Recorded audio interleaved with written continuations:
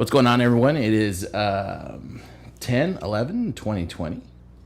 I'm going to start calling these podcast journal entries. So it's journal entry 10/11/2020 with Kenny.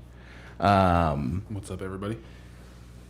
So some of you guys know that you've been paying attention. Kenny is a Cowboys fan, so I gotta ask him. Oh boy, here we go. Tough break, huh? Tough break. Man, low hanging fruit. You know what? But in reality, it's probably a tougher break for Dak than it is for the Cowboys franchise, because he was on a franchise tag. Oh yeah. And so now they won today, but again they gave up 34 points to the Giants. So they're not going to be able to stop anybody, and the scoring is probably going to stop because teams are going to be able to figure out how to stop Andy Dalton a lot easier than they can stop Dak. So the team's probably looking at a 4 or 5 win season. They're going to be picking inside the top 10. There's going to be enough good quarterbacks that people are going to be pushing for the Cowboys to move on and draft a quarterback, and Dak might not even play next year, depending on how bad the injury is. Andy Dalton's not bad. No, Andy Dalton's not bad, but he's a 32-year-old, Yeah. For forever in the playoffs quarterback. Well, you guys are in the NFC East, so I mean, you guys might still make the playoffs. Yeah, but you still have. You could make the playoffs, but I get the point should be to win a Super Bowl. You should be positioning your team to win a Super Bowl. But you got to get to the playoffs first. And the other moves that they were making suggested that they were just kind of this year they weren't going all the way. Like they shut down a couple of different offensive linemen for things that in past years, they've kind of like shut them down for a couple weeks and worked through it because they were in kind of a win now mode. And this year didn't feel like they were in a win now mode. This year it feels like they're in, a feeling out. It's a feel it out year.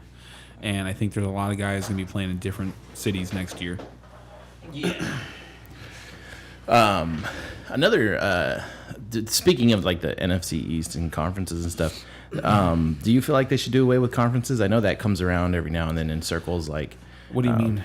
I love divisional play. I think me too. I like it too. But there's people that are like, there's no way some of these teams should make it into the playoffs with their records, but because they do it with the conferences. I don't want to hear divisions. that Okay. crap. What's your gripe? You're worried they might win? No. Oh, I see what you're saying in Reddit. No. Yeah, I to me it's like, well, if you take away the divisions and the conferences, it's like no longer a Super Bowl. It's just kind of like a like a Grand Prix tournament, kind of, so to speak. Yeah, it's or like golf or something like that. Yeah, it's just standings. Standings, exactly. Yeah. Yeah. That's no, I think that looking at realignment all the time is pretty good. A good idea. You might fuck with rivalries that way, though. Oh, you create new ones. Yeah. It's like I don't know if I think I would miss the San Francisco Rams rivalry like every year. Yeah, but the 49ers also used to play the Saints twice. I don't remember a Saints-49er rivalry. Well, that's because the Saints left the division before Drew Brees got there, and they became good. They weren't ever in. Drew Brees they're in the West. They're in the NFC West. So are the Falcons. They used to play the Falcons twice a year too. So imagine how good that'd be right now. Oh, that was, and then they added two teams, and then so the 49ers. Okay, the 49ers are in like the West now is like this fucking mutant division because it's got the Arizona Cardinals, who used to be in the NFC East and used to be the Phoenix Cardinals. It's got the Seattle Seahawks, who used to be in the AFC West. And then you've got the Los Angeles Rams, who used to be in St. Louis when they created this division and probably should have been in like the South or the East. Yeah. But maybe because of the Rams-Niner rivalry, they had to stick those guys back in the same conference. The 49ers Rams excuse me. The 49ers versus the Rams is the only one that actually is a rivalry, like in the West or like of any of those combinations of teams. The other ones just kind of like come and go too fast.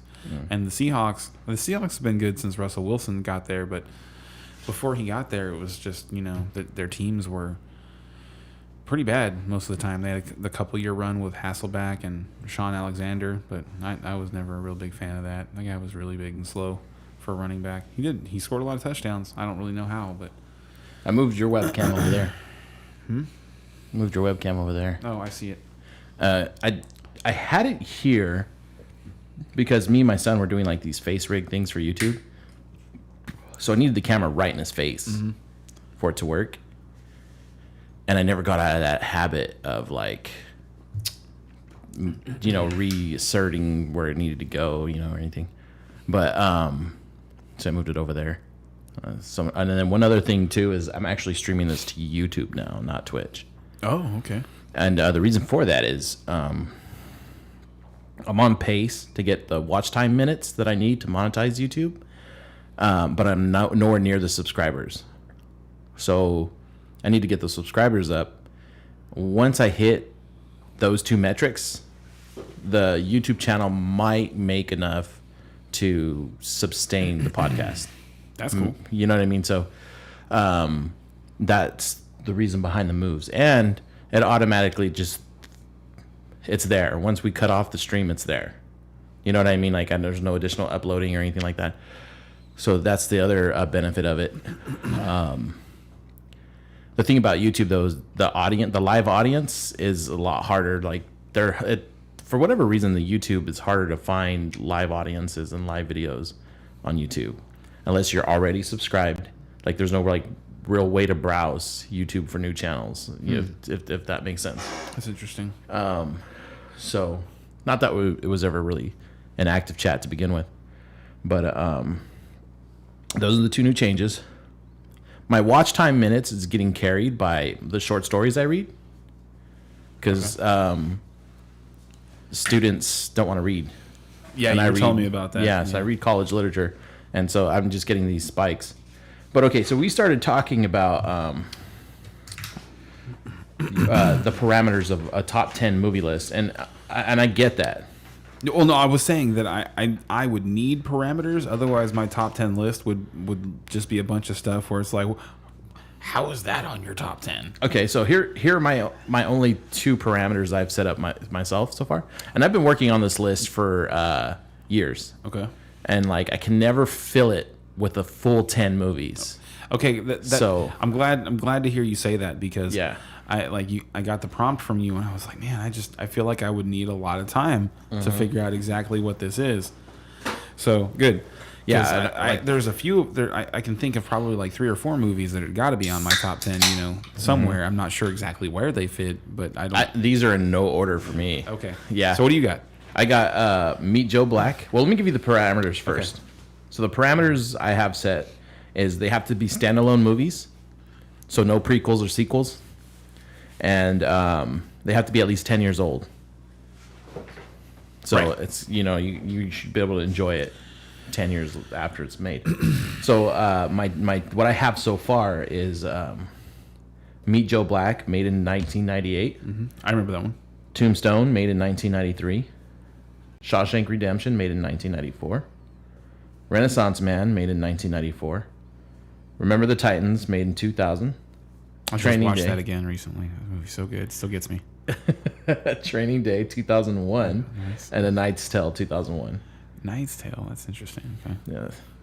So those are the movies like I could just turn on and watch. Okay. And if back when you used to flip through channels and that movie was on, you could just stop and watch it. But, yeah, so that was okay.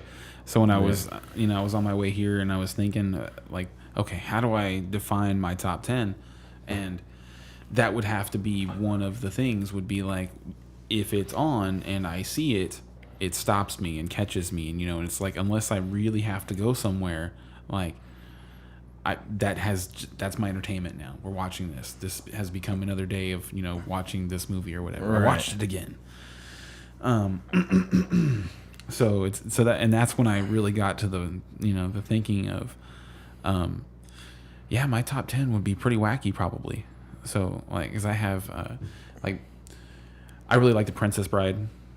Interesting. That's a top 10 movie to me. Interesting. For sure. You know, but at the same time, so is Goodfellas.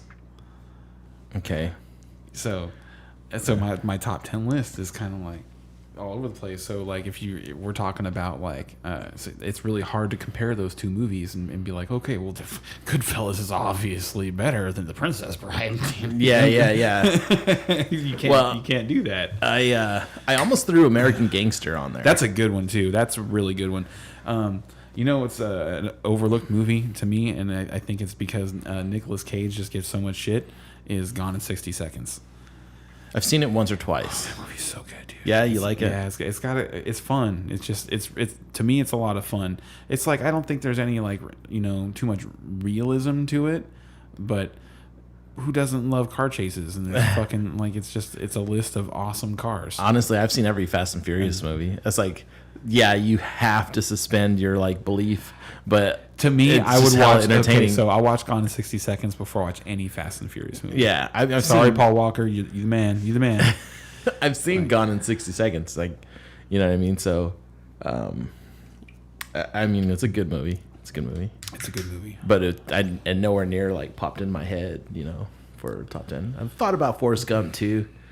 That's a good one. Tom Hanks movie. There has to be a Tom Hanks movie somewhere on your top 10 list. He's too good. So like for me, like if I had to just pick one, like I can only have one, it's Catch Me If You Can. Oh, that is a good one. That movie's so good. That is a good one. That movie's so good. Christopher Walken, even though he may not, like any of his movies might not make my top 10, that actor, it just... I mean, he's back when he's would The Godfather. Yeah. Well, yeah. And then back when you would collect movies, like, and that was a thing, you collect DVDs or VHSs or whatever. Back when that was a thing, I almost started collecting Christopher Walken movies. I was like, fuck it. Whenever I, in Walmart and I see a Christopher Walken movie, I'll just buy it, and I was starting to have like a Christopher Walken collection. Because he's just like... He's a quirky actor. Yeah, he's got so many good. Just as he's gotten older, he's had so many good side roles where it's just obvious that they just like, hey man, it'd be really funny if people saw Christopher Walken do this, and he was like, yeah, okay. When he was in Mouse Hunt, like he made that movie for me. Oh my god, I forgot. Oh my god, I forgot about that. I saw that movie in theaters when I was a kid. Really? Yes, that was one of those ones. That was one of the last ones as a little kid. Like we had, mom, we want to go see that movie because I think it was like 96 or something like that. Mm-hmm. Yeah, that movie was so good. I'm gonna have to watch that again now. I don't know if I would say it was a good movie, but Christopher Walken was just fucking great for what you want, like because it's a kids movie. Like it's not this is a compelling movie. You're obviously going to learn a lot. Everybody should watch this growing up. No, it's a fun movie. It's a really fun movie. So maybe I'll look it up and show it to my kids and see how they react to it. But they're the perfect age to enjoy it too. Yeah. When he gets like beat up and he's like, "What is that horse?" Like he gets up like all. We used to quote that all the time, like as kids. What is that horse? Like, fall down. It's like, ugh, what is that horse? Yeah. So before I get to some of this other stuff, I wanted to show you this. I wanted to see Mr. Cardman, even though I don't think this is quite what your shop sells. If you would be willing to make an offer on this. What is this? Oh no. That's not my jam. That's the other guy. That is definitely the other guy in town. That's the other guy in town. This is fun stuff though. Oh my god, this is like falling apart because I don't know if we should show that on YouTube. Yeah, I know. I was trying to find a pawn shop to take that shit right there. I just thought it was funny that it was sandwiched in between because I found that binder while renovating. I found the binder and it's just sandwiched in between. Are there any good ones? Any people? It's sandwiched in between the Star Wars cards and the X-Men cards. This is some kid's binder? No, I think it was a grown-ass man. No, a grown-ass man doesn't have to hide that. I think he was hiding it from his wife. That's funny. That's really funny. So he's not making an offer on it, guys. So we don't do collectibles. It's games first, and then if it happens to be collectible, then we have to make collectible type offers on things. If that makes any sense. But our first mission statement is to entertain people with games. Right. That was more of a joke than. So if you find an old box of video games now, we're into that. I think I did find some stuff, but I ended up tossing all of it. Have you watched Cobra Kai? I haven't seen that yet. I keep hearing about it. I keep seeing it on my feed, and there's a friend of mine who I know watches a lot of stuff that I also like, who keeps talking about it. And every time he talks about it, I'm like, man, I need to check that out. But I haven't yet. But you've seen the Karate Kids, though, right? I know what it is. I know exactly what it is, yes. But you've seen the Karate Kids? Yeah. Okay. All right. So when they did LaRusso's wife, my complaint, I want to complain about this a little bit. When they did LaRusso's wife... He's in the show? Daniel LaRusso? Yeah. Yeah. I didn't know that. Yeah. Oh, I gotta watch that. I didn't know that. I just thought it was the blonde dude. No. The Cobra Kai dude. No, it's their whole rivalry sparking back up again. Really? Yeah. He reopens Cobra Kai, and LaRusso sees that, and he's like, no, this can't happen. And so he opens up Miyagi's dojo, So the rivalry continues through the dojos, So that's the short end of the premise. So wait, so the show's called Cobra Kai, but you're watching it and you're like rooting against Cobra Kai? No, the writing is so well done. You're rooting for both of them. Oh, and you're rooting for both of them to like fail simultaneously. Like it's really the way they did the writing, because it's like. Okay, don't say anymore. All right, yeah. So. No, I haven't seen it yet. Yes, I'm going to check it out. So LaRusso's wife, I think they missed the mark on it. Like, it comes to a point where he's just kind of like, I'm going to give you a little bit of details, but I'm going to try not to spoil it because you're one of those, like, I hate spoilers. But he's balancing his job, which is his business that he runs with his wife, and doing his karate, and his kids doing the karate with him. And so the wife is one of those like nagging, to me, she's like one of those nagging wife type characters where it's like, I need you here helping me. And to me, I feel like in this day and age when they're trying to do a lot of like the women empowerment, they just totally missed the mark on that. Oh, you're saying like they made her too old fashioned?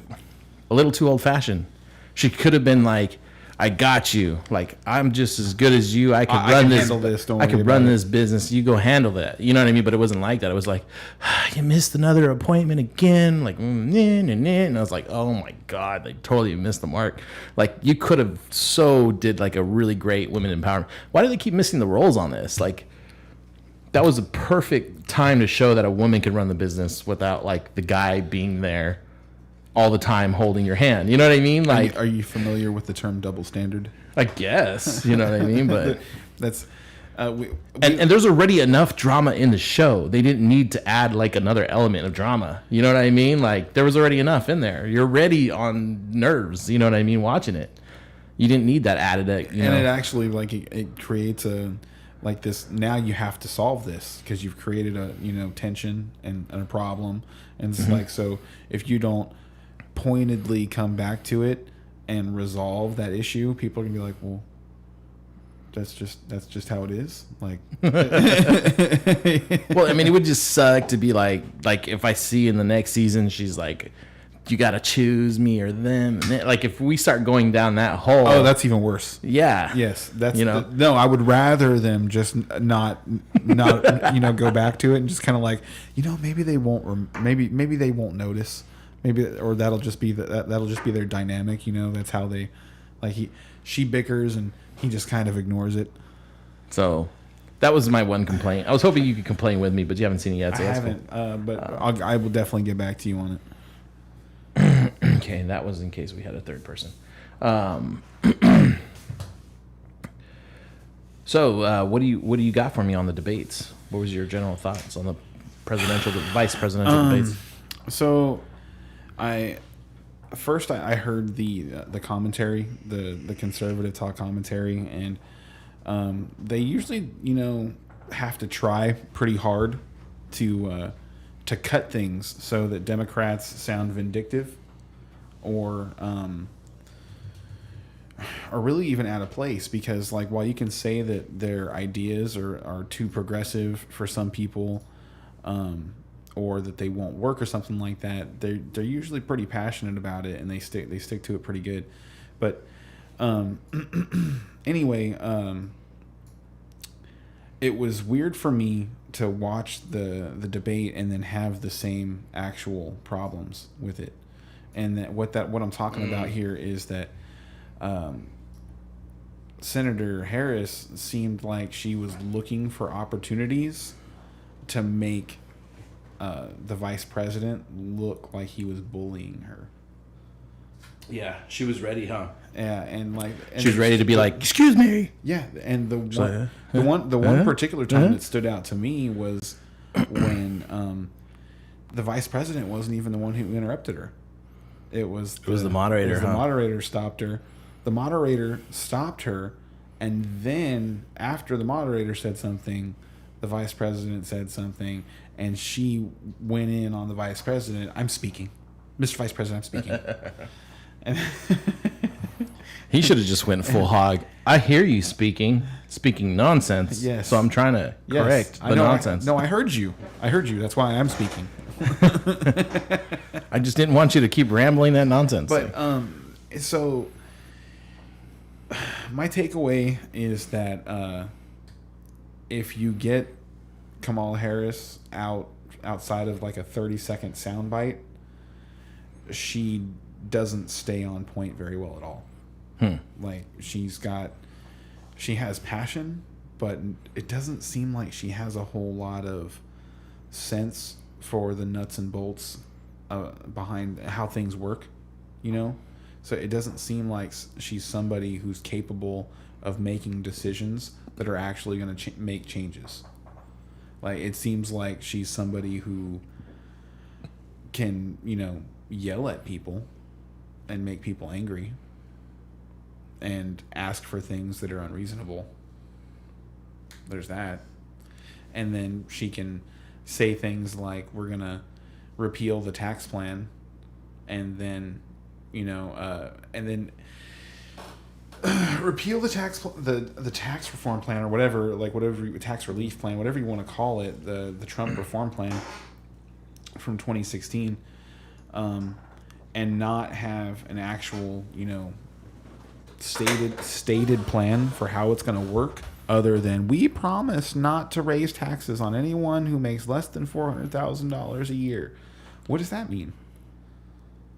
Like, how? Okay, let's go. You don't have any more details than that. Like, you can't spend 30 seconds and just give the American people a breakdown of how the taxes are going to work depending on like how much money you make. And like what they're really waiting for is for someone to get up there and actually seemingly have an understanding of where the break points are in in American finance. Because the thing is like we're not going to raise taxes on anyone making less than $400,000 a year. It's like, okay, well, who are you raising taxes on then? Because like that's everybody. Like, I wonder which one tightens that one. It's not one of these? Huh? One of those don't tighten it? I think it's this one. Nah, that one's your pop filter. You see, it's like swiveling on you a lot. Depending on the angle, sometimes I like the swivel, but... So...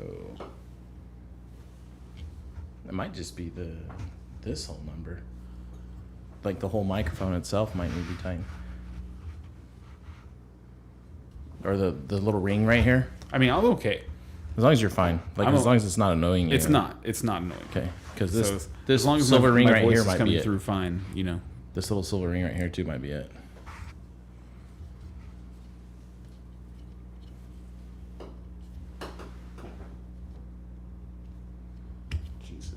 You don't have to fuck with it if you don't want to.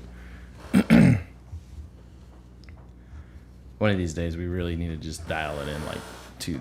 Is that it? Did you get it? Looks like it, huh? Yeah, I think so. I think that was it. It's that ring right there. Cool. I had it, like, mine, like, up high, dropping down. So I didn't mind it swiveling. But then at some point, I was just like, you know what? I want this out of my face, so... My main takeaway from the debate was that the moderator was much better.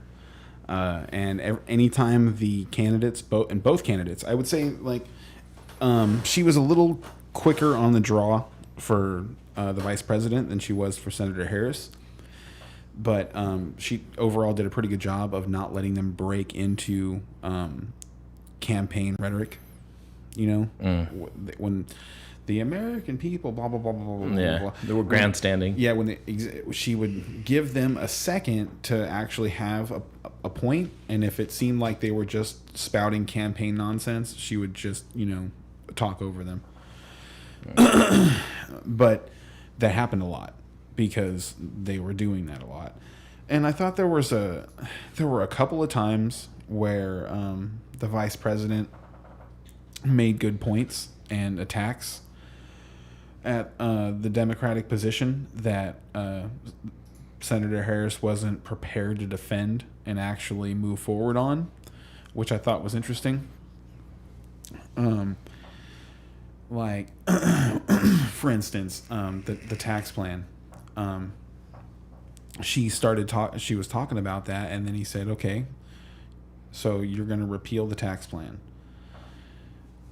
Are you aware that because of this tax plan, the average American family of 4 is making an extra $4,000 a year and actually saves $2,000 a year in taxes? So what are they going to get?" Yeah. And she didn't have anything. She didn't have an answer. She was just like... Yes. There was so much of that, too. It's like, oh, my God, what is this? What are you doing? She looked like the fucking Joker with that. The smiling and the like shaking her head and laughing and smirking and that was all to her base, dude. That wasn't convincing anybody else anything. That was. Yeah, but I mean, you're trying to these debates. You're trying to win over the middle, moderates, yeah. the ones on the fence. Mm-hmm. Yeah, and so, in my opinion, if one of the two parties did that in these debates, it wasn't the Democratic Party. I don't think so either. And now the second presidential one is canceled. Yeah, because they wanted to do it online. And fuck that. Yeah. I mean, you can get so much coaching, They would remotely. Apparently, they wouldn't. They would not flat out come out and say that they wouldn't have a teleprompter in front of them. That they weren't going to be feeding information. So, if I asked this, somebody had asked me like, "You really think Trump's gonna win?" And my reply was, yeah. If you would have asked me a month ago, I would have said, yeah, I think Trump's gonna win. But then that professor came out, who's 9 for 9 on predicting Biden's going to win based off his 13 keys that he does. And I was kind of like, yeah. The keys worked through the last pandemic, the last depression, you know what I mean? Because they went back and applied the same keys through all the elections up to, I think it was like Abraham Lincoln or something. But at the same time, I wouldn't be surprised if this is the election that broke his system. You know what I mean? 2020. But if Trump wins again, I do not see the left winning in 2024. What do you think? Because it generally flip-flops. I think this might be the one. That was my point. Like, who can you see rising out of this on the left? Like on the right, you could see Crenshaw, Gowdy, and a couple others that are out there. But those are the two that just pop into my head. Who do you have on the left? What is it? Kamala Harris? This is exactly my point. Like, is Adam Schiff? Like, it's the same, like, who is it? Ones that people just kind of don't like, you know? Unless they can get behind, like, one of those, like, Andrew Yang that's types. my guy. You know? Andrew Yang? Yeah, that's my guy. That's the one that I was for Bernie in 2016, and I was for Andrew Yang in 2020. Like, listening to him talk, he's the only one that actually sounds like he actually has the proper experience and an understanding and the energy to go in there and get things done and do something. Like, actually wants to go in there and do things and has original ideas. So I was explaining this, and I've explained it before, like how I kind of feel like when Obama won in 2008, I didn't ever think like we would have another Republican president. But then something happened. The left started progressing so fast that even people on their left are like, slow down. And it started splintering in a bunch of different factions. Left versus left. Yeah. And so it was able to like allow the right to pace back up to where the Slow left's and steady at. wins the race. Yeah. And it's just like how Donald Trump is the president while losing the popular vote by like some 2 million votes. Yeah. And it's because of the splintering effect. And to me, I could be wrong on that. Maybe it was like 200,000. I think you're pretty close to the 2 million. I think it was a large chunk of votes.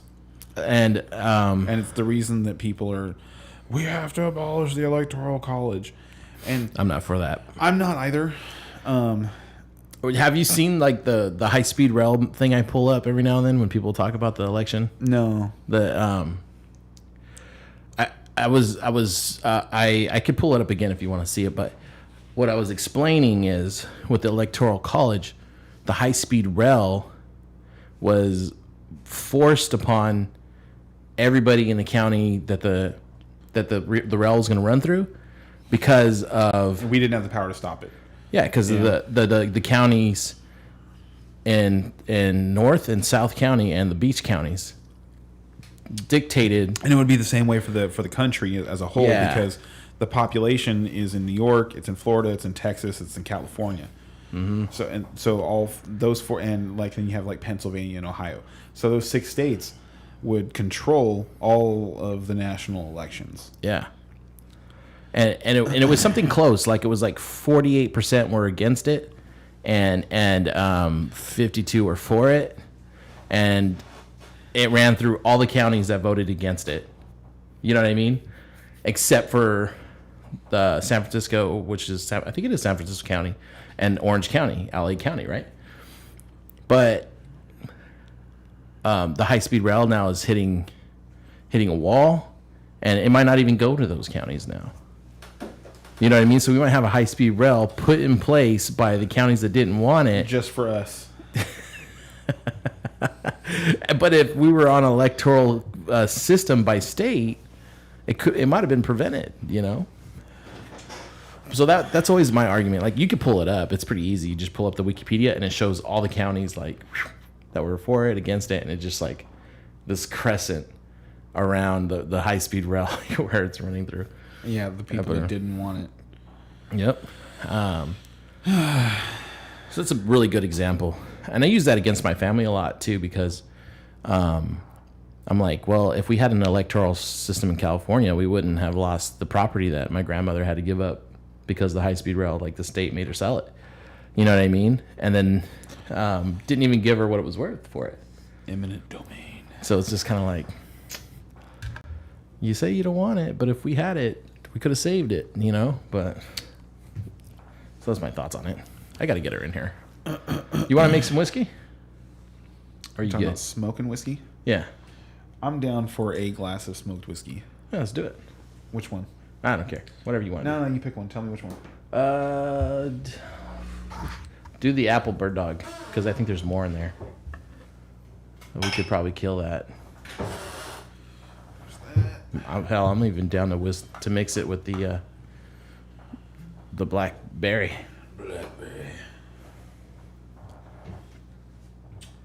Oh, where's all the... Is the guts for this thing in that bowl right there?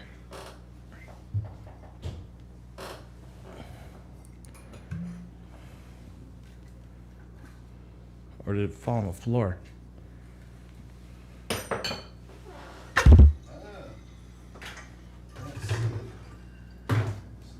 Hey, I didn't know this whole thing fit in there. Look at that.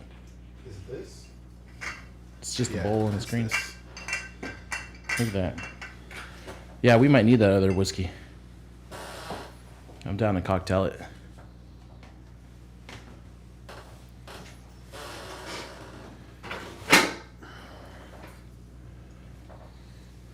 I like these jars. Wait, this isn't even Bird Dog. I didn't notice that. This is Big House. Huh. I thought you knew that. I thought you knew that. Some whiskey lover out there is going, "What are you doing? Stop! You never do that! No! You're fucking mixing whiskey. How dare you?" Oh, man. So, I think it would be more fun to talk about movies while we smoke some whiskey than it would be to talk about politics. Yeah. So we should wrap that up. Let's do that. Let's wrap it up. That VP debate was definitely less interesting than the presidential debate. The presidential debate was like, it was, to me, honestly, it was fun. Well, Like, it was fire. and it's so funny to me. It's after watching the commentary from both sides afterwards.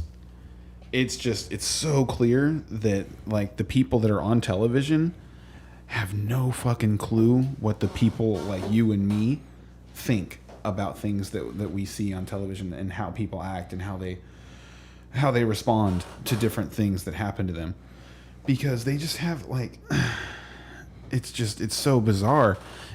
When they were picking apart the presidential debate, it was like they wanted both guys to sit there. The biggest gripe they had was that both candidates kept interrupting each other. Yeah. It was a fucking argument. I want to see a discussion. I don't even want to see a debate. I don't want one guy to fucking like.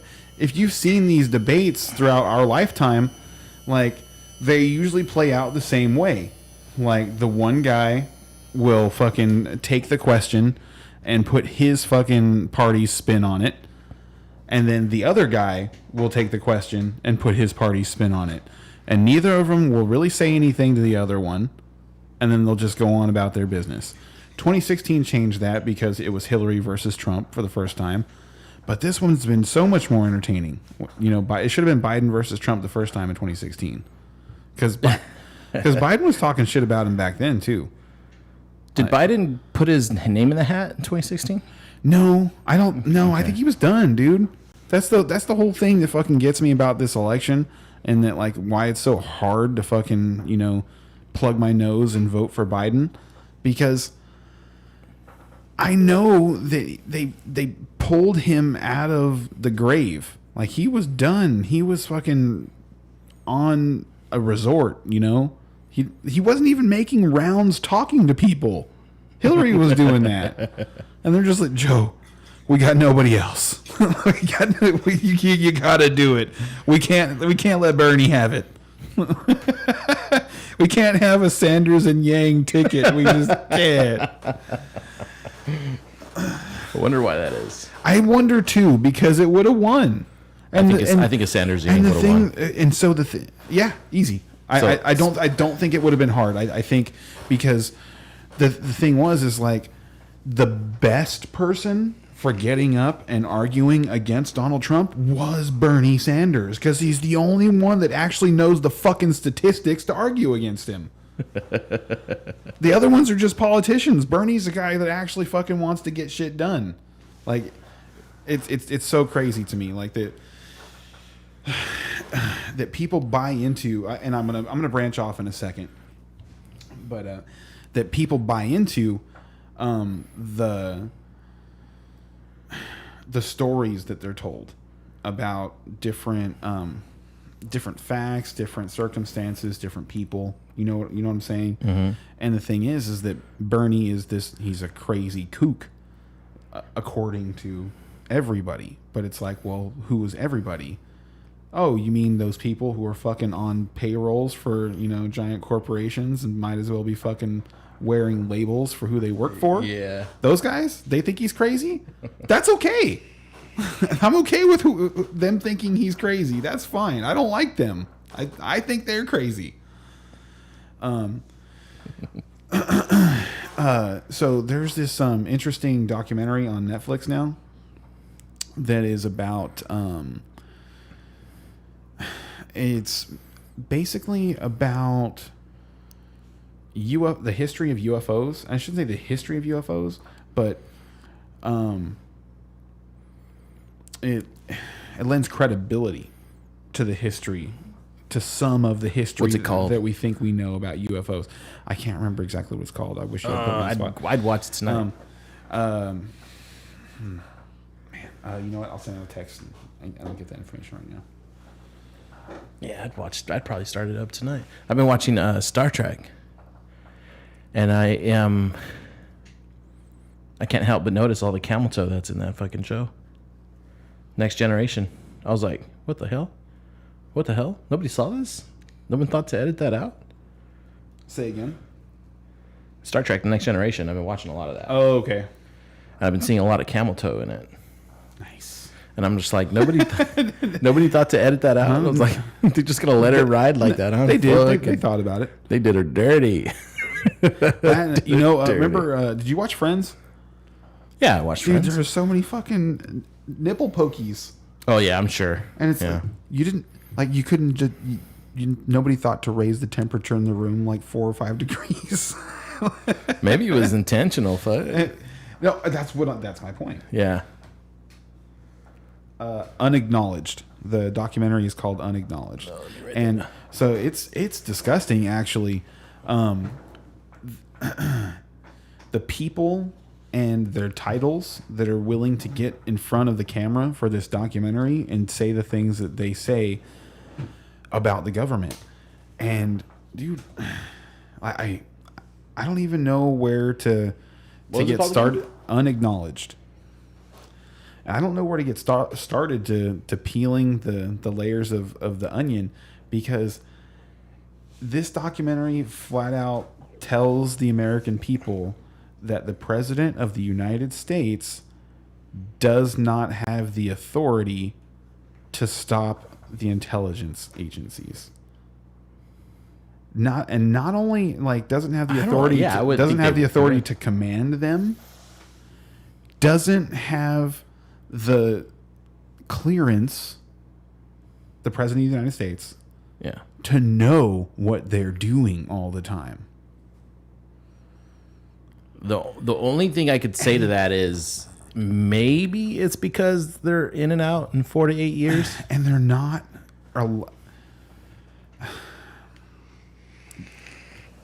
don't. Well, who are you working for? Well, I've thought about that question, but man, I don't know. The thing is, because the thing about that is that they're supposed to be working under transparency. They're supposed to be working under a bubble of transparency. We're like the CIA and to us in terms of what they're working on. Like, obviously, they're not going to be telling us exactly how they're doing what they're doing, but I think there's a lot of there are a lot of operations that aren't pointed at our enemies. They're pointed at studying us. Mm-hmm. And I think there's what's his name? Edward Snowden, the whistleblower from 2012 or 2013 or whatever. Yeah, I've seen both his podcasts with Rogan. He was just on recently. Yeah. A really smart guy. And he was blowing the whistle on surveillance. And this is, the intelligence community surveilling the American people. That's too bad. But anyway, this documentary, which, you'll enjoy it. It is kind of scary because, you've got multiple presidents talking about their fear of, talking about extraterrestrial activity. Because they at least know that much? And what we know about it, what we actually know about it. And so beyond that, there's also just this long, incredibly well thought out propaganda plan to make anyone who talks about UFOs or tries to legitimize them seem crazy, to the point where like it scares people from wanting to actually talk about it. And apparently, like, I shouldn't say apparently, like they go on to say that some of the stuff that you'd see in tabloids is actually true, but because people just think of the tabloids as these fucking crazy, outlandish, just trying to, clickbaity, trying to just get you to look. They're the clickbait. That there's no credibility. They're the clickbait before clickbait was a thing. The tabloids. Mm-hmm.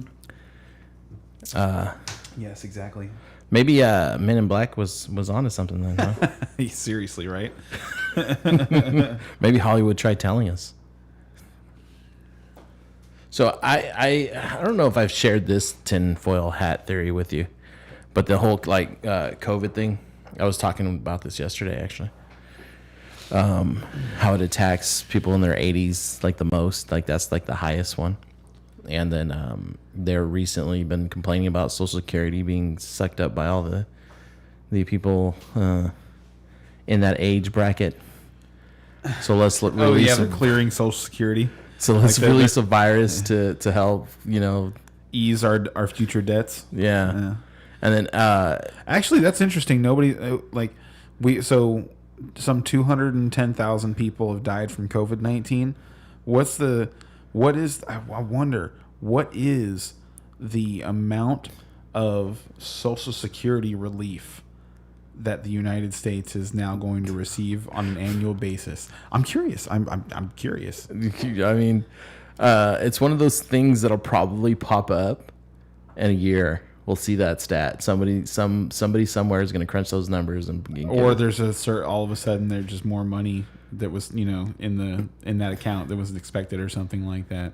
But that's the kind of shit that they don't tell us. And so that was my tinfoil. One of my tinfoil hat theories is like maybe they need to relieve some of this. Now, if like 2 million people had died, I'd be like, if they're all like in their 80s, 200,000 people. That's less than half the amount of people who die from fucking tobacco-related diseases every year. Yeah. That's like it's only actually about the same amount of people who die from alcohol-related deaths every year. So it's almost like maybe it didn't work as good as they wanted it to. If that was the if that was the agenda, like if that was the agenda, but like I said, that's tinfoil hat. Maybe that's the thing. So what's funny is like when we initially locked down, there's some interesting statistics about whether like lockdowns are actually beneficial in terms of like, when I say lockdowns, I mean like when we first started with the COVID-19 lockdowns and you actually were supposed to stay at home and nobody was supposed to be going to work unless you were a quote unquote essential worker. There are statistics suggesting that keeping people confined in their homes that way is more likely to result in them getting sick. Something about the immune deficiency, right? Like there's that too. Like their immune system gets compromised doing that. Yeah. Yes. I did see some of those stats. Like you need to be out in the sun. Like the reduced amount of sunlight also it reduces your ability to fight off the disease. Of your vitamin D. Not disease, excuse me, the virus. That always bugs when people call it a disease. Call it a disease. Well, I mean, a disease is chronic. It's like you're not getting rid of it. I get okay. Yeah, okay. That makes sense. But yeah, that was getting back. That I don't know how we got spun. Oh, one other thing too about Social Security. I got in an argument with somebody once upon a time about it, and they were like, "Social Security this, Social Security that," and I was like, "I'm not exactly sure. Don't quote me on this, but I'm pretty sure Social Security was designed in a way where they had every intention of your grandkids putting money into this pot and paying for you. So, like, if the idea was by the time you're collecting Social Security, you have 6, 8, 10 grandkids all putting into the Social Security pot, and the flaw. Well, I'm sorry, I'm interrupting. So, what ended up happening was the whole, I think, birth control movement. Now people we're down to like 2-1. So there's not enough Social Security going into the pot. There's two things. There's first, when Social Security was first created, there was something like 6 workers for every person who was drawing from Social Security, and now it's less than 2. Yep. And so there's one, you have people having less children. The average woman in like 1951 or something like that was having 3.5 kids, and now it's 1.5.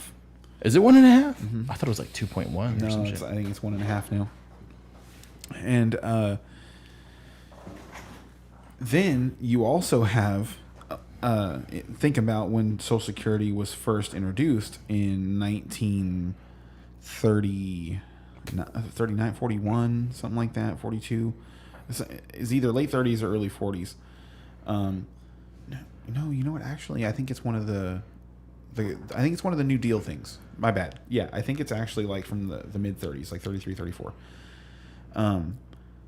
The average life expectancy of an American was something like 61 years. And now it's gone down a little bit. Not that's a good thing, but that's bad. Yeah, that's bad. That's a bad thing. It's not supposed to go down. It's just supposed to go up. Like, as humans figure out how to better take care of themselves, you're just supposed to live longer. Yeah. That's just how that is. It's like when you see people looking younger for longer and longer and longer, that's because they're getting better at taking care of themselves. It's not all just plastic surgery. And it's just, and it becomes a matter of money. But anyway, that's the biggest thing is inflation and people living longer. So you have, like the virus attacked people. Like, it was most deadly, or is most deadly, for people who've been on Social Security or been eligible for Social Security for almost 20 years. Yeah. That's a long fucking time. That's a generation. Yeah, that is. So that's what you're talking about now. Is like you have a generation of people who need everyone else to be paying for them. Like, essentially. Yeah. Because, like, what's the actual percentage of people who are over 60 who don't need government assistance because they're so financially stable that they've got it all taken care of? Like, what? It's got to be like less than 1/10% of them. Something like that, I'm sure. And the rest of them are a huge drain on the Social Security. On just they're just a drain on resources. Yes. My point was, and I don't mean to say that in a mean way. In a mean way, it's just fucking true. I'm gonna get there. You're gonna get there. Like, we're eventually. So that's like, whether people want to actually acknowledge that or not. Unless you produce enough money so that you don't have to fucking be a drain on society, that's where you're heading. My goal is not to be a drain on society. So, as you put it, more like, because not because of the whole drain on society, or because I don't have to rely on the government for my health. That's all. That's what I'm worried about too. So that's, when and we've talked about this, the whole empire building and doing all this, and that's essentially the bottom line is I want to be able to just pay for the doctor I want when I want, when that time comes. That's freedom. So, but going on, my point was when I was talking to this person about Social Security, like my point was like, he was complaining about it, and I was just like, dude, it was a program designed to be paid for by like your kids. Like you're supposed to have kids and you don't have any and you don't want to have any, but you sure in hell are going to want to pull out of that Social Security. So like, why are you complaining? Yeah. Like who's going to pull out of that, But that's just like knowing that like the history of the Social Security, and I could be wrong. All my, it wasn't something I cared to. It was just a fun point to argue. No, that is how it's supposed to work. But also like, you're supposed to take care of your parents as they get older. Yeah. And I think that is probably the biggest reason that people in the United States, like why we needed Social Security, is because the culture that we had created was causing elderly people to die poor, to like die because they ran out of money. Yeah. Got to learn from that. Yeah. We should be a generation learning like we should be working on a way to prevent ourselves from falling into that. You know what I mean? Like Social Security should be your backup plan, in my opinion. Yes. But the thing is like, it's so crazy to think about too. Like it's a philosophical problem that we have as a country, and that our everyday goals are very, very off center, in that most people aren't trying to get their life like they're not working today so that when they're 60 years old they can do this, that, or the other. That's not what they're doing. They're just, man, so many people are just like, I don't know if they're incapable of thinking that far ahead, or if they do think that far ahead and it scares them to the point where they just like they make bad decisions in the moment because they can't handle it. I can't tell you. I don't really understand that. All I can tell you is that every day I see people do things where it's like, that's a bad idea. You can't do this. That's unsustainable. That's not smart, and they don't care, and they continue to do it. And the reason that people do most of the stuff that they do is because they're looking for attention. They're trying to be popular. They're trying to get money fast. They're trying to get out of work all the time because they just want to play, I think it was the YOLO campaign that got into everybody. But I had such an eye roll during all those YOLO. Like I would hear that shit and I'd be like, "Oh my god!" So they're just to me that like this generation of people is more in your face about it. But that's what I was really saying about like our country before we created Social Security, was that we already gotten to the point where we didn't care about elderly people. We were more worried about, getting a car, getting into, like at that point we didn't have, what was it people were doing at that time? Getting onto luxury cruises, and stuff like that was the thing at that particular time, the 20s and stuff. Partying and drinking and stuff like that. We were already into doing all of that stuff. And it just, like, life, I think, if life isn't on top of certain people, like there's just certain types of people and there's a lot of them and they multiply really fast. If life's not just on top of them, they're just like, they're not much different from animals other than they can fucking speak. Wow. And that's what I see. And when I say that, it's because I just see so many people fucking just like taking, I guess, easy options, you know? And when they like, people stealing stuff, or, you know, not just stealing stuff, but robbing people who are vulnerable. Things like that. When you hear about stories about like, and you know, who was the guy? He's an old movie star. Just got fucking randomly just cold cocked. Oh yeah, Rick Moranis. Yeah, Rick Moranis just got fucking cold cocked. Why? Why would anybody do that? They probably didn't know it was him. That makes it better? No, it doesn't. Why? But I mean, people get cold cocked every day. Why? I get what you're saying. Who does that? Do you do that to people every day? No, but I'm just saying. When was the last time you did that? My point is, it doesn't make a difference if it's Rick or just some Joe Schmo. No, it doesn't. But because he's an actor, I'm not talking about him. I'm talking about the other guy. Yeah, the guy that did it. Who is that person? Why did he even do it? What was the purpose? That there wasn't one. He didn't like stand over him and say anything to him. He didn't rob him. He just hit him and left.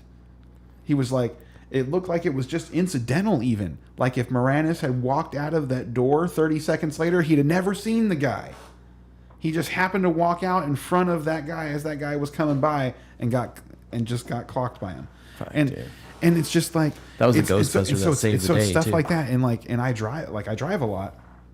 So to me, I feel like I see the worst in people all the time because you're in a car. You're in a car. Everything you're doing is fucking easy. Why can't you like make decisions like what's a good one, like just people cutting other people off, people running red lights, people not using their turn signals, people trying to make ridiculous left turns out of especially in Southern California because it's so, it's just busy, right? They don't want to go another block down to make a U-turn, so they cut you off. Yeah, and they just make these decisions that just like they're lazy, they're not smart, and they're selfish. That's what it is right there. And it's just and that's the thing is so yes, thank you, selfishness, and to me that is the closest thing to animal nature. What separates us from animals is that we can think about others. You want to take everything else away. We would still figure it out because we help other people, because we can identify like-minded people and gather together and help each other in ways that the rest of the animal kingdom can't do. So, if we're not doing that, then we're worthless, in my opinion. Like, if you're not out there trying to be somebody that other people want to be around, I wish I could shoot you. You know, I was thinking about this the other day, today, the past week, after having a few conversations and reading people's body language, you know, their facial expressions and response, and reflecting off other conversations I've had with people. I do a lot of reflecting on conversations from when I was a kid to as an adult. Like, I do a lot of reflecting, analyzing what they mean. You know? Yeah, and could I have said something differently? Was it something like, what did I say exactly to send the conversation wherever it went? Yeah, and I came to this. I was really naive about what goals are for people. You know, conversations, or just in life? In general, life goals and stuff. Like in this country, oh boy, like I felt like it was everybody's goal to find a path where you don't have to work to the day you die and you leave something behind for your kids. You know what I mean? Hopefully, let's say your cutoff age was 65. Hopefully you left enough behind where your kids' cutoff age is 60. And then they can leave enough behind where their kids' cutoff age is 50. You know what I mean? Like, that's my frame of mind on things. And I just kind of thought that was just like the American goal, not really the dream, because the dream is to make money and not work, right? But but that's the thing. That's where people get lost. So everybody's been sold on this idea that they too can be someone who doesn't have to go to work and gets all the things that they want and gets to have sex with all the humans they want to have sex with. But going back to what I was saying, though, before we go on that tangent, I have learned that I think the majority of people are just okay with that. Working every day to the day they die and letting their kids also find their own path in life. You know what I mean? Like, I think people sell themselves short. Yes, I think people quit too fast. And I think they think that they can achieve more when they are perfectly.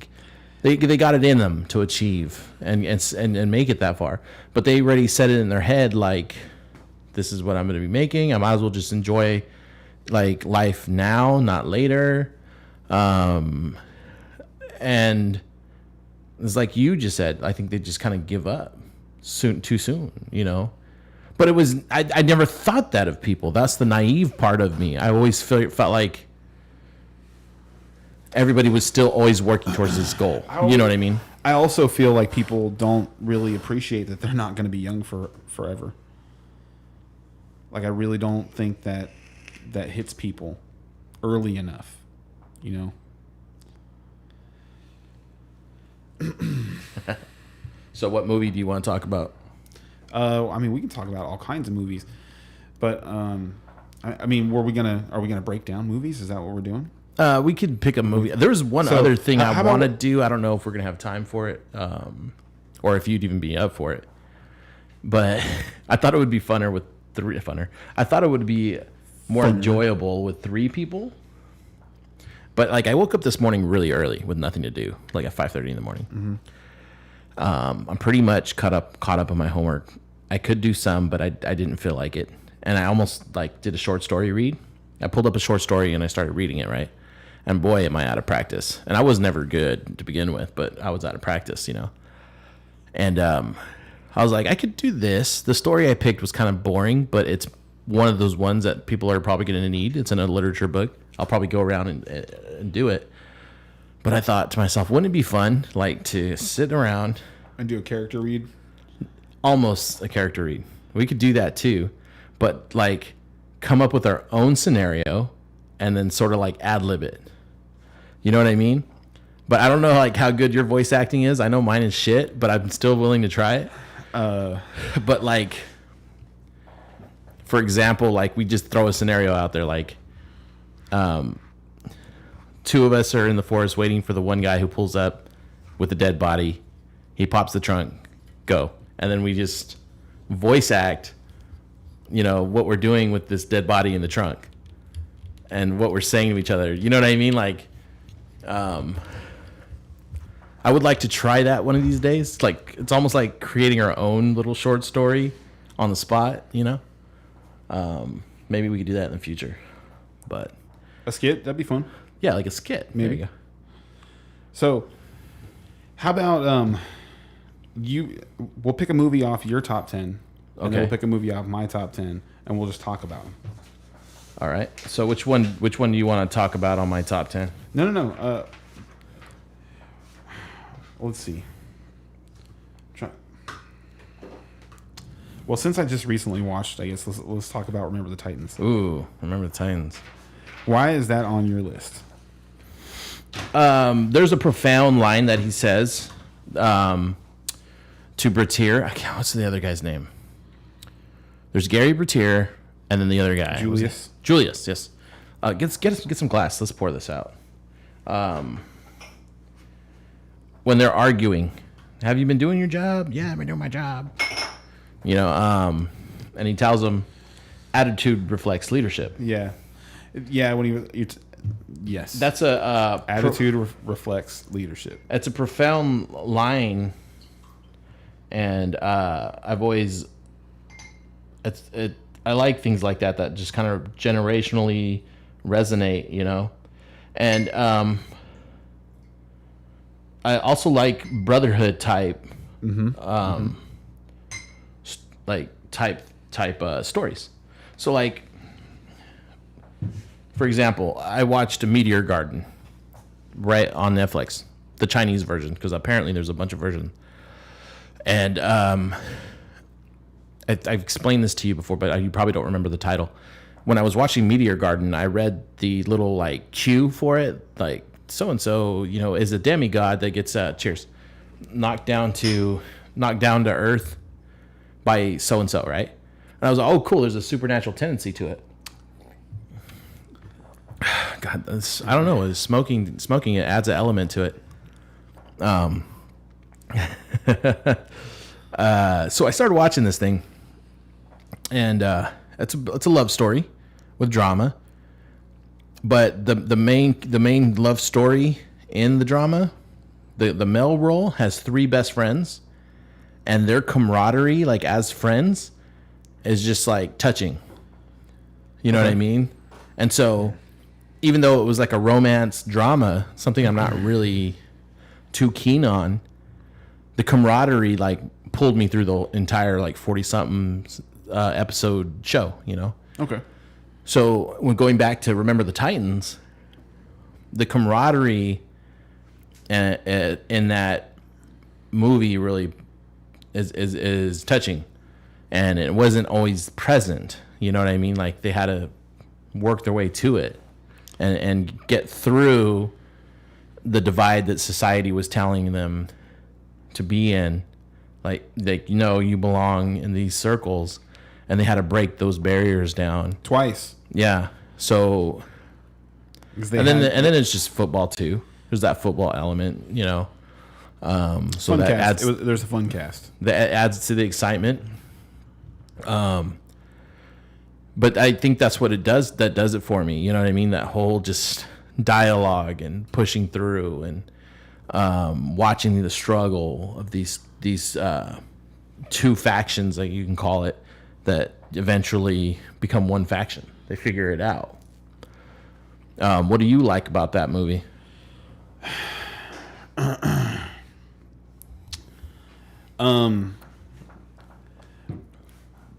Definitely, like I definitely agree with the Brotherhood.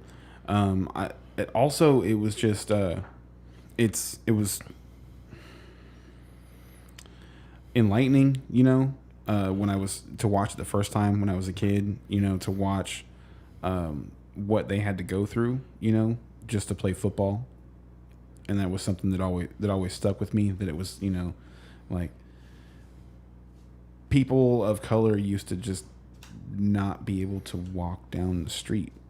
Like there's that scene in the movie where they're starting to win a couple, like they did. I think they went undefeated. That was the whole thing. They were supposed to go undefeated. They had to go undefeated. Otherwise, he's going to lose his job. But they've won a couple of games, and Julius is walking down the street, and he gets stopped by a cop, and he's scared because he, you know, and it's the middle of the day, you know. He doesn't, like, there's absolutely nothing that suggests he's doing anything wrong other than he's a black man, and he's just like, the cop has a nice little conversation with him and telling him he's doing a good, you know, hell of a defense, whatever, best defense I've seen since blah blah blah blah blah, and he's just, you know, oh, thank you, officer. And you know, it's like, and you watch him throughout the entire movie, like he's never nervous like that, and he's never scared or anything like that. He's a badass. He's an all-American defensive end, but he was, you know, timid in that situation because they never knew what was going to happen. And that's how it used to be. And it's like 42 had a similar scene too. The Jackie Robinson one. I'm trying to remember if I actually watched 42. I don't think I did, because I remember reading a lot about Jackie Robinson when I was growing up. And was that actually, you know what? I need to watch that movie because I think that was what's his face? Man, it's bothering me. He just died. Black Panther. Oh yeah. I think that is him. I know who you're talking about. Chadwick Boseman. Yes, I'm pretty sure it's. Like I think that is him. I need to check that movie out. It's a Disney movie too, actually. Yeah. You know the funny thing about, no, I wouldn't say the funny thing. Those are bad choice of words. But my son, my oldest, when he was in the second grade, he was reading a Harriet Tubman book. Not Harriet Tubman. Who was the one on the bus?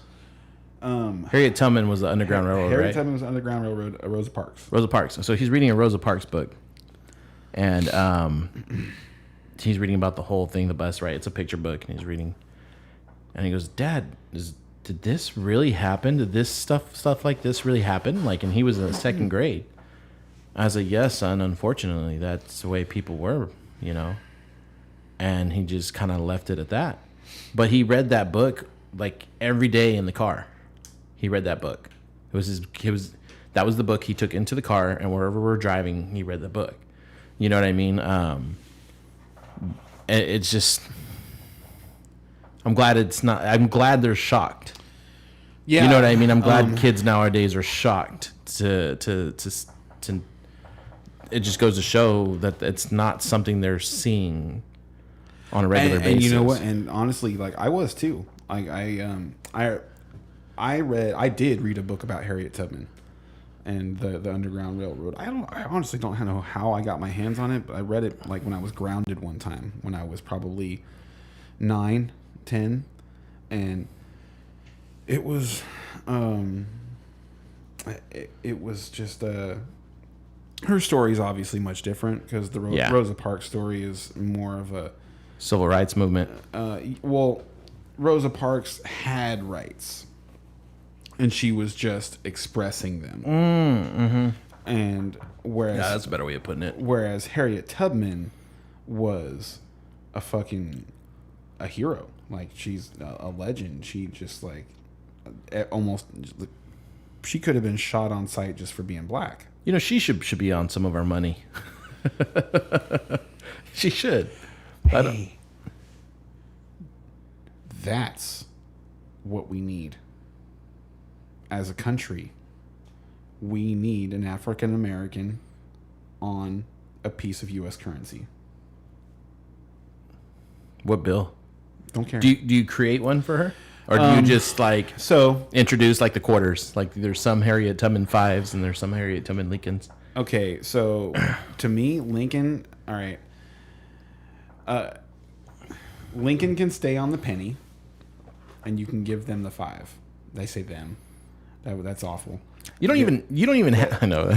You're so horrible. That sounds bad because it's like I don't even think like when I say it like that, I don't actually mean like a specific group of people. I'm just thinking about it in terms of like a political bargaining chip. Yeah, like the people who would be opposed to it. Yeah.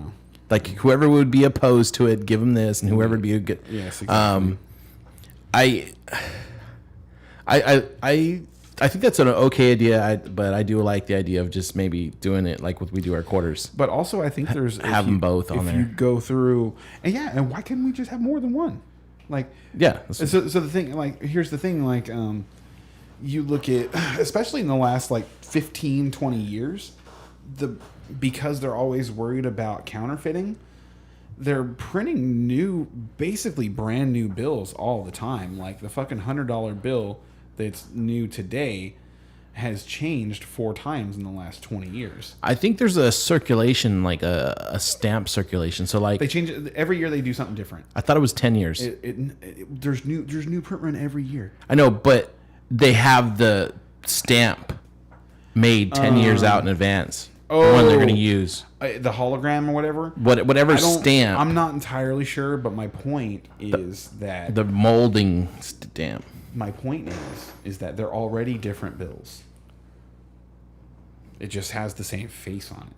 Why can't you just change the face every time you fucking make a new bill? And it's not like those... And I mean, honestly, you might even... Because of the way that the American economy works, you might even create some, like, collectability to some of these other bills by, like, changing them. By changing the faces. And, like... I don't know, maybe, you know, people are hearing that and go, how dare you can't take George Washington off the dollar bill. I don't even want dollar bills in my wallet. Well, I mean, and then that just goes back to like, so make a couple different types of $1 bills. That's what I'm saying. You just keep your Washingtons. Yeah. So, you know, I think that would, and also like it would just be fair, because the thing is you look at our currency and it's a bunch of fucking old white dudes with wigs on. Yeah. From a time where black people didn't have rights. And an Indian on a gold coin. So like they're not. Oh, you're talking about the Susan B. Anthony coin? I don't know. I thought there was an Indian on a coin. Maybe there's not. No. Which there was another coin. I can't remember who was on it, but for a while I was collecting the dollar coins, the gold ones. I was collecting those and $50 for like a poker setup I was trying to do. But that's cool. That's a cool idea. But I think I ended up spending them or something. I don't know where they went, to be honest. Paintball. But yeah, that was getting expensive too. Trying to figure that out. And I figured like when you had people over, like you distribute the coins and then they turn the coins in for the money. So like you would never get you just coins. Always have the coins. Yeah, you would never get coins walking away. Yeah.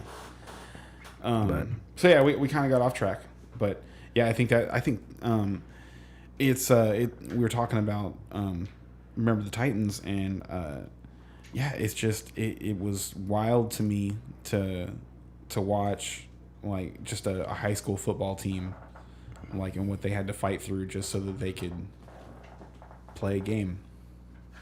I'm gonna turn the lights down a little bit. Woo! Turn the lights down. I usually turn them up when I'm doing homework, and I don't like them up that bright. So, well, anyway, I was being bothered. To change the mood a little bit, we'll talk about one that would definitely be on my list, and this is one that I don't think like anybody's really gonna agree with, but I fucking love this movie, and anytime it's on, I do have to watch it. And that's Van Wilder. Have you ever seen Van Wilder? Once upon a time, but I couldn't quote it to you like I could quote movies. I could. Now, here's my thing.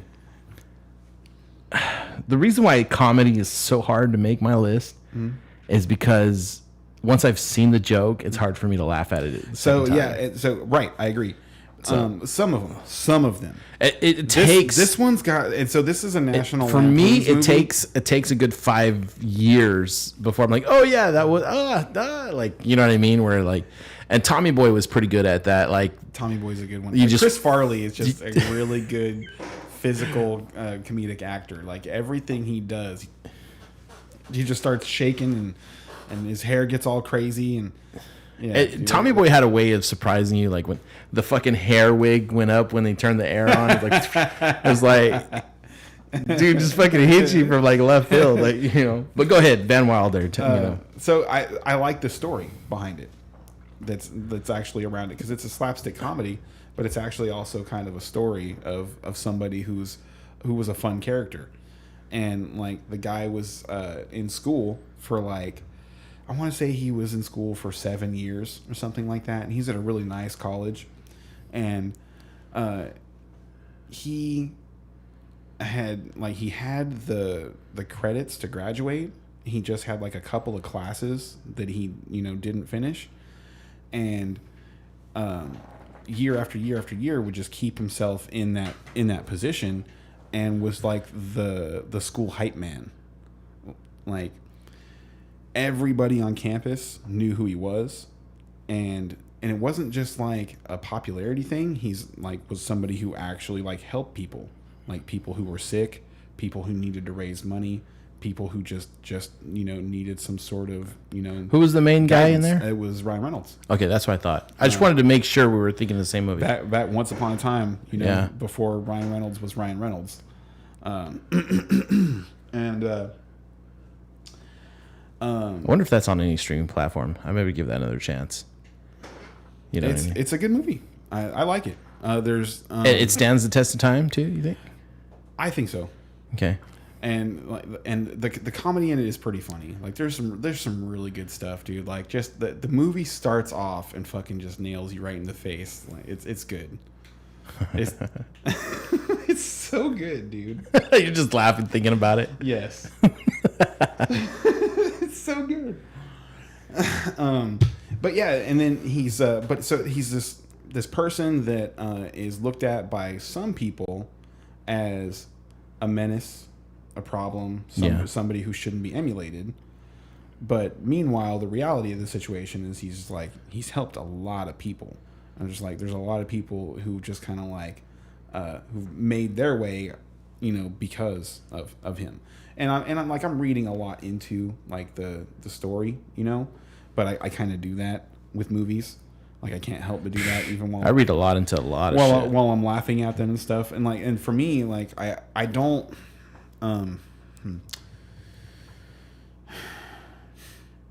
I don't like all of the slapstick comedies. Like I have not, I haven't. So while we're talking about that, you were talking about Tommy Boy, and I'm talking about Van Wilder, and there's a bunch of movies like Old School was also in that era.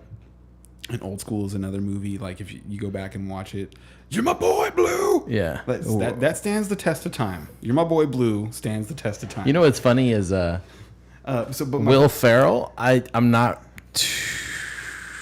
There's a few movies of his I like, but I wouldn't say I'm a fan of his. No, he has to play a specific role, and to me, I don't like seeing him as the lead. I don't like seeing that, and I don't want to see too much of him.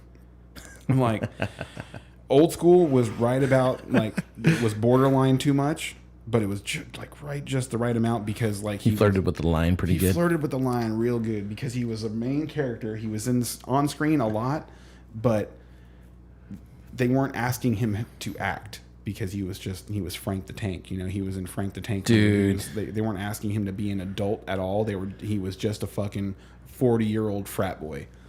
I once knew this guy. And I called him, his name was Hank. I called him Hank the Tank. And he leaned into me. And he could be an intimidating dude. He leaned into me and he goes, I really hate it when people call me that. And I was just like, all right, man, like, no problem. Like, I won't call you that again. And then I talked to his wife, and his wife was like, I've never heard anybody call him that. Like, I'm not sure why, like, he got that way with you. And I was just like... He's messing with you? No. This was the kind of guy, like, he could play, joke around and stuff. Uh-huh. But when he got serious, he was serious. Uh-huh. You know what I mean? Like, you could tell his version of joking was, okay, he's in play goof off mode, and you can tell when he was just, like, serious. This is somebody who was in the military... pretty high ranked, so like you could tell where his switch was. So when she says she never heard anybody say that to him, is probably he doesn't like it from people in the military. She gave me the impression that like she's just never heard anybody call him that. Yeah, she didn't know it was a pet peeve of him. Probably never been, in a work environment with him. The dude was to me, he was an upstanding dude. I knew him and his wife, his kid, and later on, his kid told me some stuff that was like dramatic. You know what I mean? Mm-hmm. But from my perspective, not knowing the family drama, it was kind of like I felt like he was doing right by his family. You know what I mean? I felt like he was doing right by his family. And they did right by me. You know what I mean? So. You mind if I get a bathroom break? Yeah, go for it. I'll pause the recording and grab a Coke.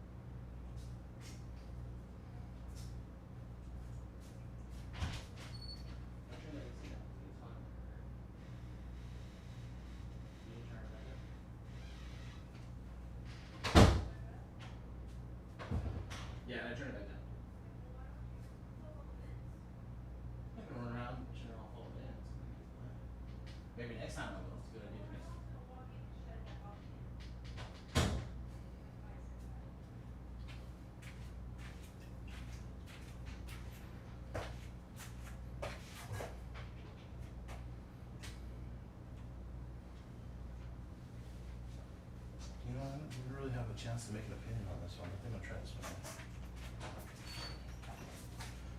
Let me see.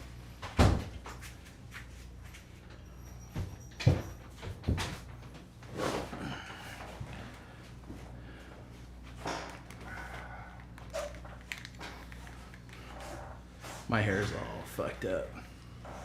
Love it. My hair. 6 playbacks? What's the heck? Does that mean 6 people have stopped by? Is that what that means? I don't know what that means. I don't understand YouTube lingo. Neither. Yeah. That's a whole new world for me. So, like, we stayed live, but the podcast recording has that clipped right out. I had to watch some YouTube videos and make sure, like, I knew what I was doing and stuff. You could loosen that and just move it if you wanted to.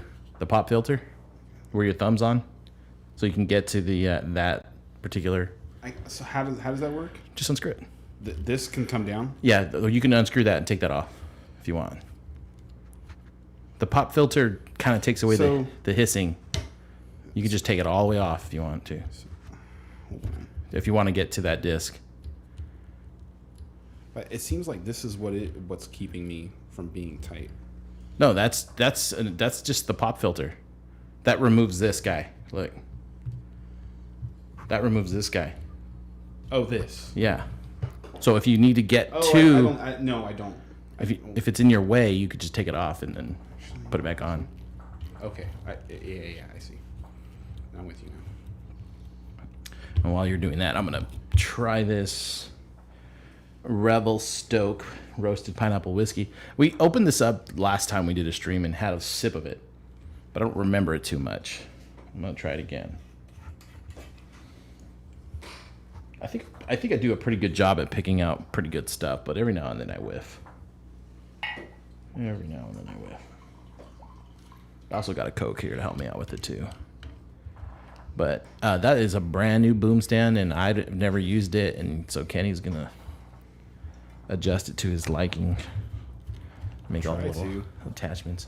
But the pop filters, from what I understand, they take away a lot of the hissing from like your S's and stuff. Your S and your S, like, and then it breaks up your breathing too. So it hides my lisp. If you had one. There's nothing wrong with hiding the lisp. Yeah, that's nice. Okay. I don't like mine's. I don't know. Mine's fucking tight. Maybe I just did mine like. I don't know. I don't know what you did. I didn't put it together. No, I did. I put it together. The next one, I think what I'm gonna do is like put a shelf up somewhere right here, and then put it in there, or maybe just put it right here, because you could use the. Do I have one over here? You could just put that on there. Ours are drilled in, but you could go that route for the third person. And then you just the only thing with that is you gotta like put it away every time. This is easy. You just kind of like tuck it away, Probably just one right here for the third person. Yeah, I don't know. I'll figure it out. And then the camera is getting this shot right here. It gets all three of us. I want to get a DSLR. Slowly but surely. All right. Movie off your list. We just did it. We did. And then you hit me with Van Wilder. I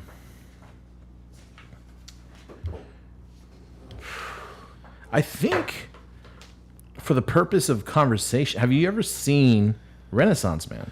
Oh no! Thank you for bringing that one up. I didn't. That one did not ring a bell with me.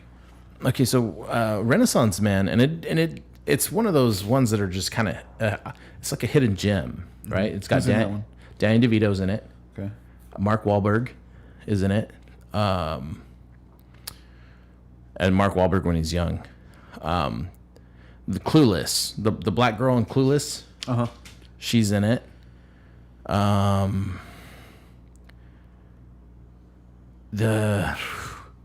Have you seen Too Fast, Too Furious in the Fast and Furious movies? Yeah. The cop that was just like, no, we're gonna move in on him now. Like, the overbearing type cop guy. He's in a lot of shit. I could probably actually just bring it up. So tell me about it though.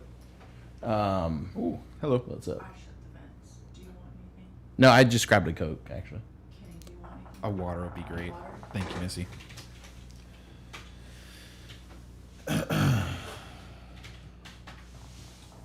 So, what ends up happening in this? Where's the IMDb on this thing?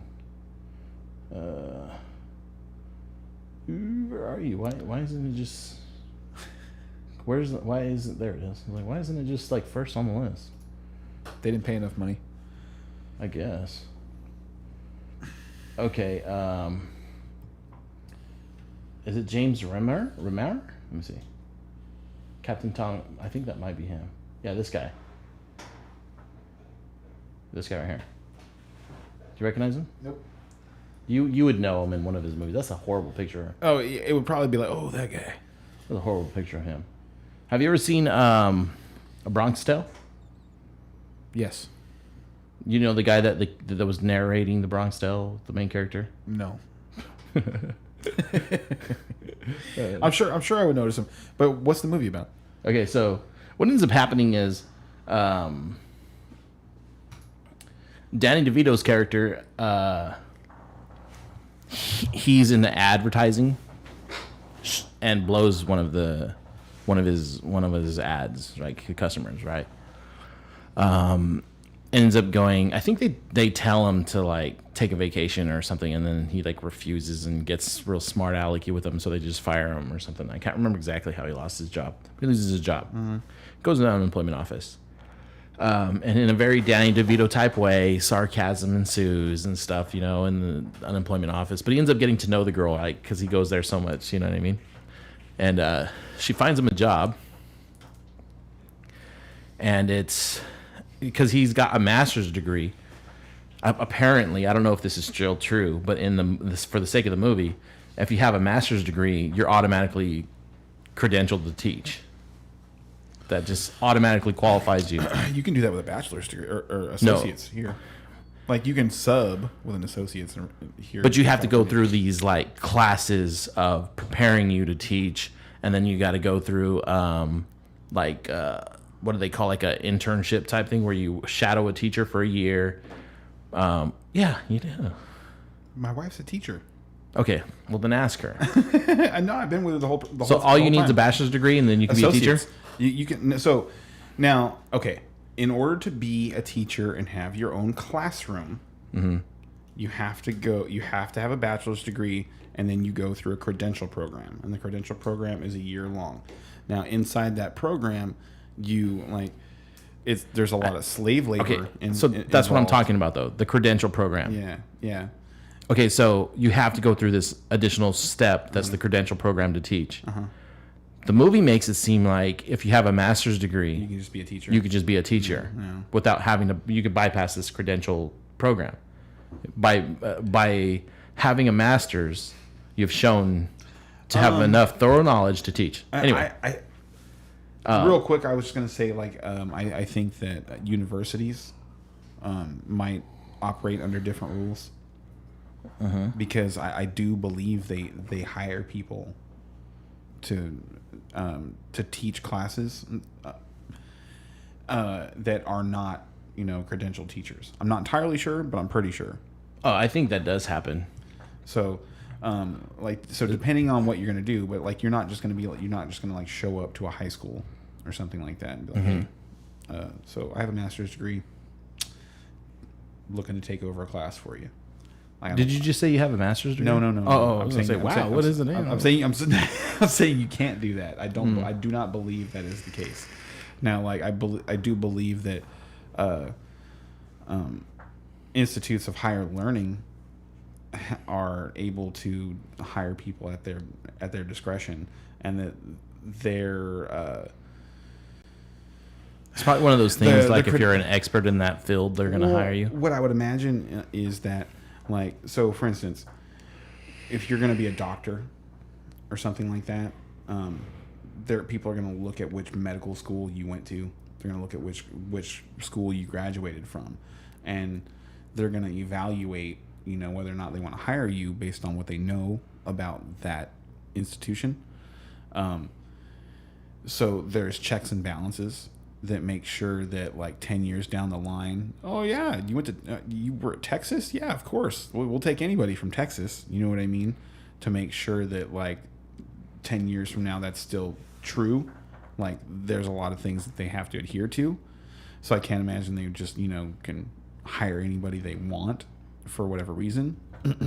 But I also imagine that there's probably a lot of leeway for the more highly touted institutes, if that makes sense, in terms of who they want to hire. But anyway, you were saying, like, he's the movie was making it seem like he has, Like, yeah, if you have your master's degree, you can teach. So she finds him a teaching job, right? And it's not your ordinary teaching job. It's at a military base teaching military officers. And as the movie describes it, he's having to take these soldiers that need more. They don't grasp basic comprehension of things, because somewhere along the line, because of their history, they just got a diploma for the sake of get this guy out of here. And what resonated with me in that movie was he was talking to this former football star, on track, full ride. Should have made it to the NFL, kind of like football athlete, to the point where the other people in the class knew who he was before he joined the military. Like, they just, holy shit, you're so and so, And the part that resonated to me, and there's a couple parts like this. His wife was pregnant, this soldier, and he was just chapping it up with him, like the teacher, who is Danny DeVito. Wow, he's probably going to be born with a football helmet on, like, his head, and blah blah blah. And he was like, because of my athletic ability, teachers just didn't even bother teaching me. Like, and then when I blew my ankle, or whatever it was he blew, the injury, he got his injury, he was just left high and dry. So his philosophy was, he's not going to let his kids play sports. He's going to make sure they just hit the books, and that's it. And DeVito's character is telling him, well, he talks about, I forget the particular scholar, but he's talking about a particular scholar and how he was a master at all these criteria, all these different types of academic fields. Okay. He was just adverse in a bunch of different academic fields. But Danny DeVito, the one thing that stood out about him was they said that he could just put his feet together and then jump over somebody full length. And he goes, if it wasn't for that one thing, I wouldn't have remembered anything else about him. And the football player sits there and he goes, he was like a smart jock. He goes, exactly. So, like, it was like it resonated with me that you could be both. Mm-hmm. And when I watched this movie, I watched it when I was a kid. And it came out, 1994? So I was 9 years old. I don't know if I watched it when I was 9. But that movie influenced my way of thinking. Like, I could study, be good in grades, and also be good at sports. I didn't have to choose a path. I could choose both paths. So I picked that movie because it actually influenced my attitude in school and in sports when I watched it as a kid. And he has a lot of moments like that when he's teaching these soldiers to comprehend. And he's teaching them through Shakespeare. Like, at first he tells them, everybody just write why you joined the army. Like, and he gives them a pencil and paper, and they all, write their shit down. And he slowly learns that they don't even know simple sayings, simple, like, historical events. Not even that. It was just like sayings. They might take something too literal. Oh, an expression. Yeah, expressions. And so he's teaching them all these things, trying to find something that would resonate with them. And then he ends up figuring out through one of his assignments when he tells everybody, bring something in, read something, and tell us about it when you come to class, right? So they're all standing up talking about what they read. And they end up asking him, what are you reading? And he's like, you don't want to hear about this, like, kind of thing. And they're like, why? Because we can't get it? Like, so they eventually get him to start talking about what he's reading, which was Hamlet. And the rest of the movie is just him developing these soldiers into thinking beings, you know what I mean? And it's one of those things that just like they overcome the stigma of being the dummies in the boot camp. They call them like dog shit is what they call it. Like the other soldiers would call these particular group of soldiers dog shit. And he just basically teaches them how to comprehend. And it's a comedy, but it's a drama comedy kind of sort of. You know what I mean? The only reason why it's comical is because Danny DeVito is sarcastic. He's a sarcastic asshole. You know what I mean? And that's just Danny DeVito. But yeah, I picked that movie because it influenced my life. There was that one scene that just kind of made me like, whoosh, I don't have to be one-dimensional in life. Okay. So what about you? What about one of your number two or your second? Well, one? I mean, another one that I'd like to talk about because I guess Van Wilder could be number one. You brought it up first. I did. Well, that's because I do like that movie. Not because it's like I don't think I have a favorite movie. I can't say that I do. And honestly, like if it wasn't hard. for the standalone criteria, you could throw Star Wars in there. You could throw Harry Potter in there, and you could throw a lot of those, like Lord of the Rings. You know what I mean? But that just seemed too easy. It wasn't thought provoking enough. So I was like, nah, these need to be like standalone films. And they need to be at least 10 years old. Something that stood the test of time in my life. My life's test of time.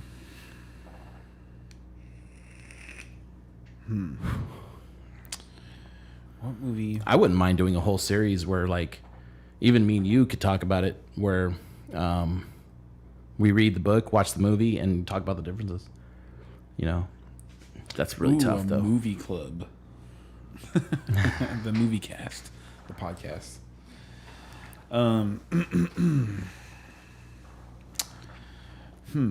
So like along those lines, and like another movie that I watched recently, and man, I forgot how much I really liked the movie, and I watched all three of them. So this can't go on your list because there's three of them. Right, it's not a standalone. It's not a standalone, but I think the only one that is an actual story is the first one. And like you didn't have to do the second and third one. The second and third one, there are a lot of money grabs, yeah. And that was the Mighty Ducks. The Mighty Ducks is a really good movie. Like, it is, dude. It's a good movie. I like the Mighty Ducks. It's Emilio Estevez. like so like I said, the second and third one didn't have to happen. They just wanted to make more money off of the Mighty Ducks. I think the third one was terrible. I mean, it wasn't terrible, but it wasn't like... It was still good. But it just wasn't the direction I would have wanted it to go. And it didn't have much direction. There wasn't anything that they were really chasing. It was like there was a lesson in there, but it wasn't... There wasn't... they didn't achieve anything. They didn't, The end of the movie is they won the scrimmage. the banner fell down. But the first one, you have this this fucking hotshot attorney who's got this what did he get? Community service, and he gets the fucking Bad News Bears, as the hockey team, a hockey team, and like when they made that movie, there was not a hockey team in Anaheim. Now there is, and they influenced a whole. Didn't baseball? And they've won 2 Stanley Cups, I think. The Angels. But no. Because the Angels, like, so I don't. That's like a. I don't know. I'd have to look back in history because, like, to me, in terms of what I know about it, it's like chicken and the egg type deal. Like, I know that the Angels are owned by Disney, and I know that there's an Angels in the Outfield movie, but the Angels themselves predate that movie by, decades. Okay, yeah. All right, that makes sense. And I don't know how long Disney has owned the Angels. Just to throw this out there, when it comes to sports, I love football. But if I had to pick a team, they would be LA teams for all the other sports. Because I'm a little bit of a traditionalist when it comes to like what teams you root for. You should root for your hometown. You should be rooting for your hometown. And LA is more of a hometown to me than San Francisco because I go there regularly, or I did.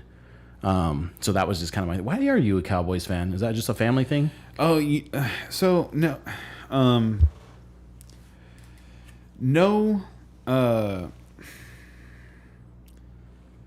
When I first became a football fan, I didn't. Football's a beautiful sport. I was a football fan, and I was like into football probably like several years before. You picked a team? No, before people like before everybody else caught up. Does that make sense? No. Because I was a fan from like the age of 7, and like. Well, I could say that I was like, a LA Rams fan, a St. Louis Rams fan, and an LA Rams fan. Well, at the age of 8, I could tell you who won all of the Super Bowls. I'm not that good.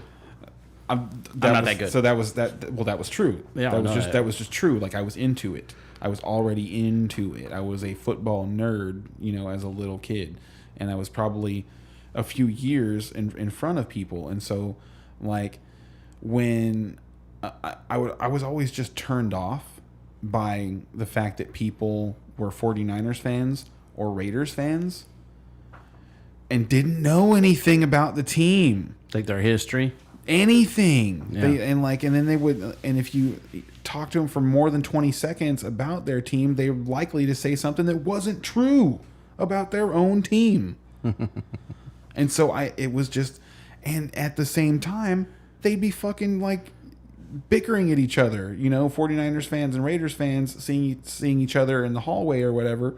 We fucking like talking shit, little kids talking shit to each other, but talking shit to each other.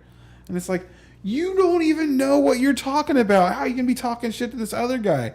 And so like, and there wasn't any Cowboys fans, and and also at the time, like the first year that I watched football was the last year that Washington won the Super Bowl, and I think they went 15-1 that year, and they just fucking destroyed people, and they were on TV all the time.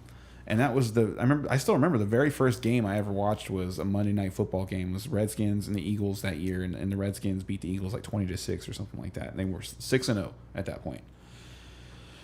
And so, being a little kid, obviously I'm a Redskins fan. And so, I did not see the Cowboys. I did not know who they were until the following year. The Redskins and the Cowboys played each other on Monday night. And I just seeing the star on the helmet the first time. I was like, what team is that? And No, you were hooked. I was hooked. Go back to Mighty Ducks. Let's not forget about that, though. So go back to the Mighty Ducks when it came out. I was probably like 8 or 9 or something like that. And I played a lot of Little League baseball. You can't hear me. No, I was able to bring it all the way to me. When I just love funny. that. He's retarded. You're canceled. Yeah, I can't say. Oh, excuse me. You are slow, sir. You are canceled. They just demonetized my video. Damn it. So the ragtag. So I played a lot of Little League baseball. Mm-hmm. And in a small town, there's a lot of politics like that go into putting. You remember? I stopped playing baseball because I couldn't, and actually got like I found out as an adult why I had to stop playing baseball, and that's a story if you want to hear it. But go on, I don't want to sidetrack you, but I'm just telling you that there is a story in that. Yeah. But go ahead.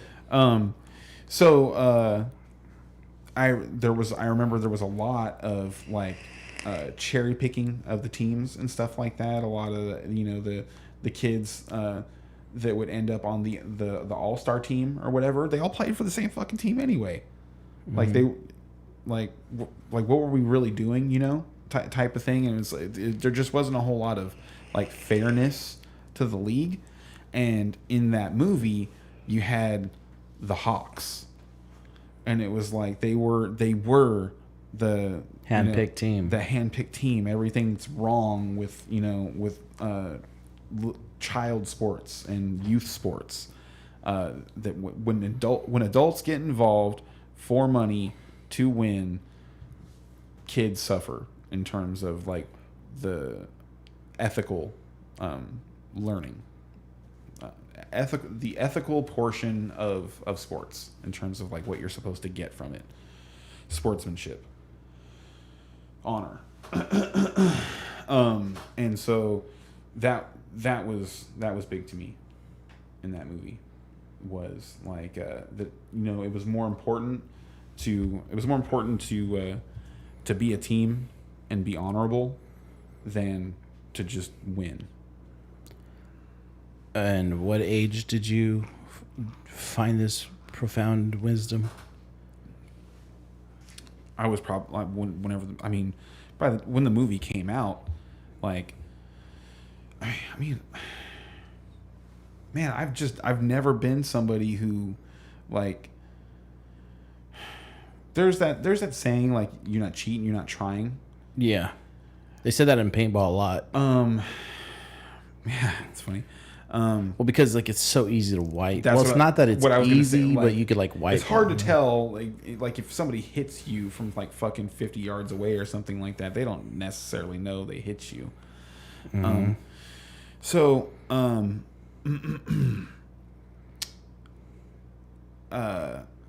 I kind of got sidetracked. You're not cheating, you're not trying. I've never felt like when playing sports, it's interesting. Like when playing video games or something like that, like you want to win, and video games aren't something that it's like, even winning in the game is going to get you some sort of great respect or honor anyway. So you really just want to win, and like cheating in video games doesn't really matter, but like, and winning is more important, than whatever, like playing honorably in terms, like if you're video gaming or something like that. But in terms of like getting out there and competing physically with other people and like, as far as that's concerned, like being on a team where everybody was trying to win was good enough for me. We didn't have to win. Like, as long as everybody was trying to win, everybody was engaged in the game, and everybody was trying to win, and everybody was playing hard, I didn't care. Well, and I love winning. I want to win. But competing in sports is just, there's so much more to it than that to me. Like, because there's so much effort that's involved. And when I played my last season of baseball, I played with Chad. Mm-hmm. We went undefeated. The 89ers? On the Indians. Okay. And I played catcher, starting. But I couldn't throw the ball to second base. Now, I don't know what happened between my mom and my father, but my mom was like she was not for sports. Uh-huh. But she wasn't going to say no. So it was one of those things, like any opportunity to let me quit, she would have,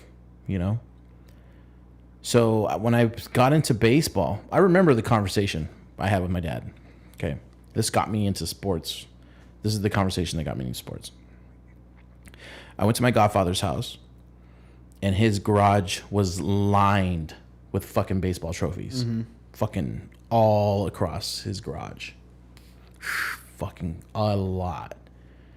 And they just were so shiny to me. And I was like, I asked him for one. Can I have one? Can I have one? Can I have one? And he gave me one. And this is one of those reflections. On reflecting, you can tell in his eyes that he was reluctant to do it, but he did it. He gave me one. Well, when I got home with this trophy, my dad was pissed. And he was like, if you want a trophy, you go out and you earn your own trophies. So I was like, well, sign me up. Sign me up. I'm fucking down to try to go earn my own trophies. So I started baseball in the 2nd grade. I should have had 3 years of baseball before that. Back then. Now they started me even earlier. Yeah. But back then, I should have already had 3 years of baseball under my belt. And I think what happened, I don't know if this is true, but I think what happened was there was a bad experience with my older brother that just turned my mom off to letting my dad just sign us up for sports. So it took me having to go and ask to play to get to play. So I get signed up, 2nd grade, I get signed up to play baseball. I have no arm. I can't throw a baseball. Okay? But luckily I was coordinated enough to pick up on the game, right? So by the time you fast forward to when I'm playing with the older kids on the Indians, I even skipped 3rd grade. So I played 2nd grade. I didn't play 3rd grade because I didn't ask to play. I had to physically go ask to play. So when 4th grade rolled around, I was like, why didn't I play last year? And my dad's like, you want to play again? I'm like, yes. I'm on a trophy mission here. I couldn't express it like that. As a kid, you don't have that vocabulary to express your intentions. You want this thing, yeah. And so my dad signed me back up. Still no real gun. I wasn't advanced enough to be bumped up yet, so they put me in the smaller category, or the not as advanced category. But I picked up on it so fast. I was just a starter, right? Starter catcher, Lawrence Ag. And then the Indians came around. I'd get bumped up. The first year I played for the Indians, I was a bench warmer. And then the following year, when we go undefeated, I was the starting catcher, right? But I could not throw to second base. It was always the one bouncer. It would bounce right before second base, and they would catch it. So I would have to throw my hardest to keep up with everybody just warming up, right? And I eventually just threw my shoulder out. To this day, if I throw a baseball, my fucking shoulder hurts. So it's like, in order to get bumped up to the 13 and olders, now the diamond is way bigger. I just couldn't throw the ball the distance at that point. So like, what I found out later on in life was it wasn't necessarily that I didn't have the cannon. I just wasn't holding the laces right on the ball. So I learned from one of those fucking Walmart balls how to hold the ball, which don't tell you exactly how to hold the ball, right? Mm-hmm. You know, it's like a pitcher. It was like a pitcher ball. So were you like knuckleballing it? Like no, what I was doing was I was grabbing the laces with these two fingers along the laces. So so you're throwing into the dirt all the time. Yeah, I was throwing these drop balls, curve balls. Yeah, you're throwing sinker balls. Yeah. And then it wasn't until like I was playing catch with my cousin as an adult, where he showed me how to hold the laces where the ball would float. Yes. Would float the way the ball spins. And then all of a sudden, like, my balls just fucking went. You know what I mean? But it was just one of those things where, like, I learned to fucking run before I learned to crawl. You know what I mean? If somebody would have just, like, looked, I remember my coach looked at me and goes, "How are you holding the ball?" And I go, "Like this." And he goes, "No, you should. That might work." And, like, that was it. You know what I mean? Like he almost corrected it. And that might work. In that moment. You should go back to him. It's like give him son of a bitch. some phony lawsuit for shoulder surgery or something like you motherfucker. You ruined my baseball career. That ended I couldn't play anymore, after sucks. that. And so that was my little like baseball story. So I ended it with an undefeated season. And we were so good as a team, and Chad can vouch this because he was on the same team, that we didn't even practice. We just showed up to our games. We had no practice. But I will say this. Like, you could tell the teams were catching up throughout the season. The window closer. The games got closer and closer and closer and That's closer. But because we were undefeated, they just automatically fucking gave us the championship. There was no playoff, none of that. They just, and I remember asking, like, we're not going through a playoff. They're like, we are undefeated. Like, there's no playoff. Like, we won. We're the winners. And I was just like, okay. So our coaches. This is in Lemoore, right? No, it's Ramona. This is Ramona. Yeah. Okay. So our coaches ended up being the All-Star coaches. I didn't get picked up for the All-Stars because I couldn't throw it to second base. Yeah.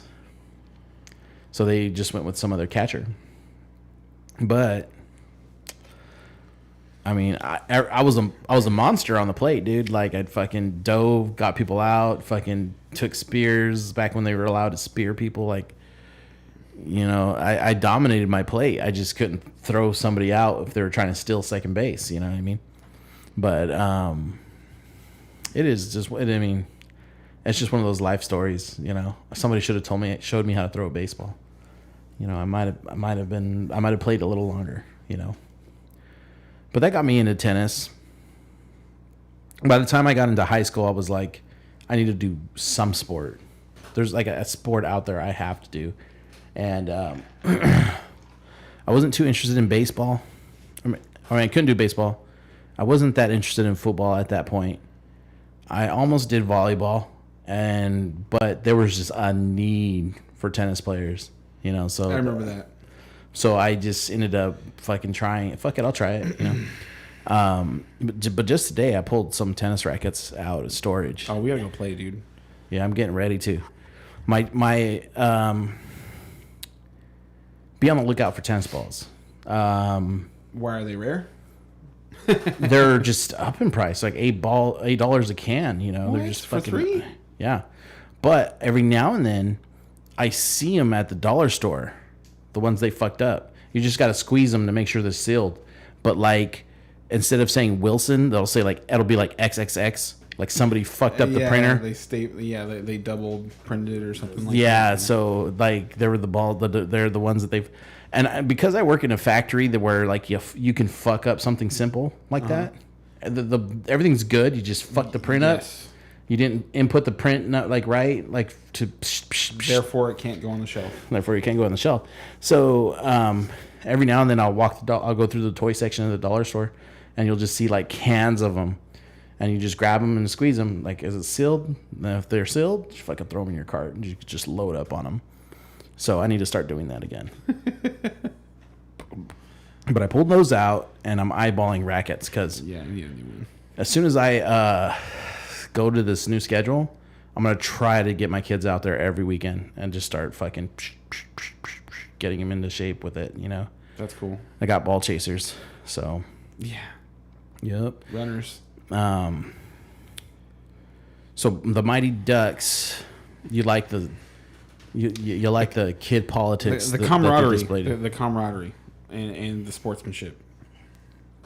And the Flying V, man. Who doesn't love the Flying V? She doesn't work in college though, apparently. It didn't work in the World Championships either. I don't know why they even did it in the high school game. So prep school. That's what it was. Going back on that though, I had a thought when we were talking about the home teams and stuff and your choice to pick Dallas. The Lakers today, October 11th, 2020, are champions, right?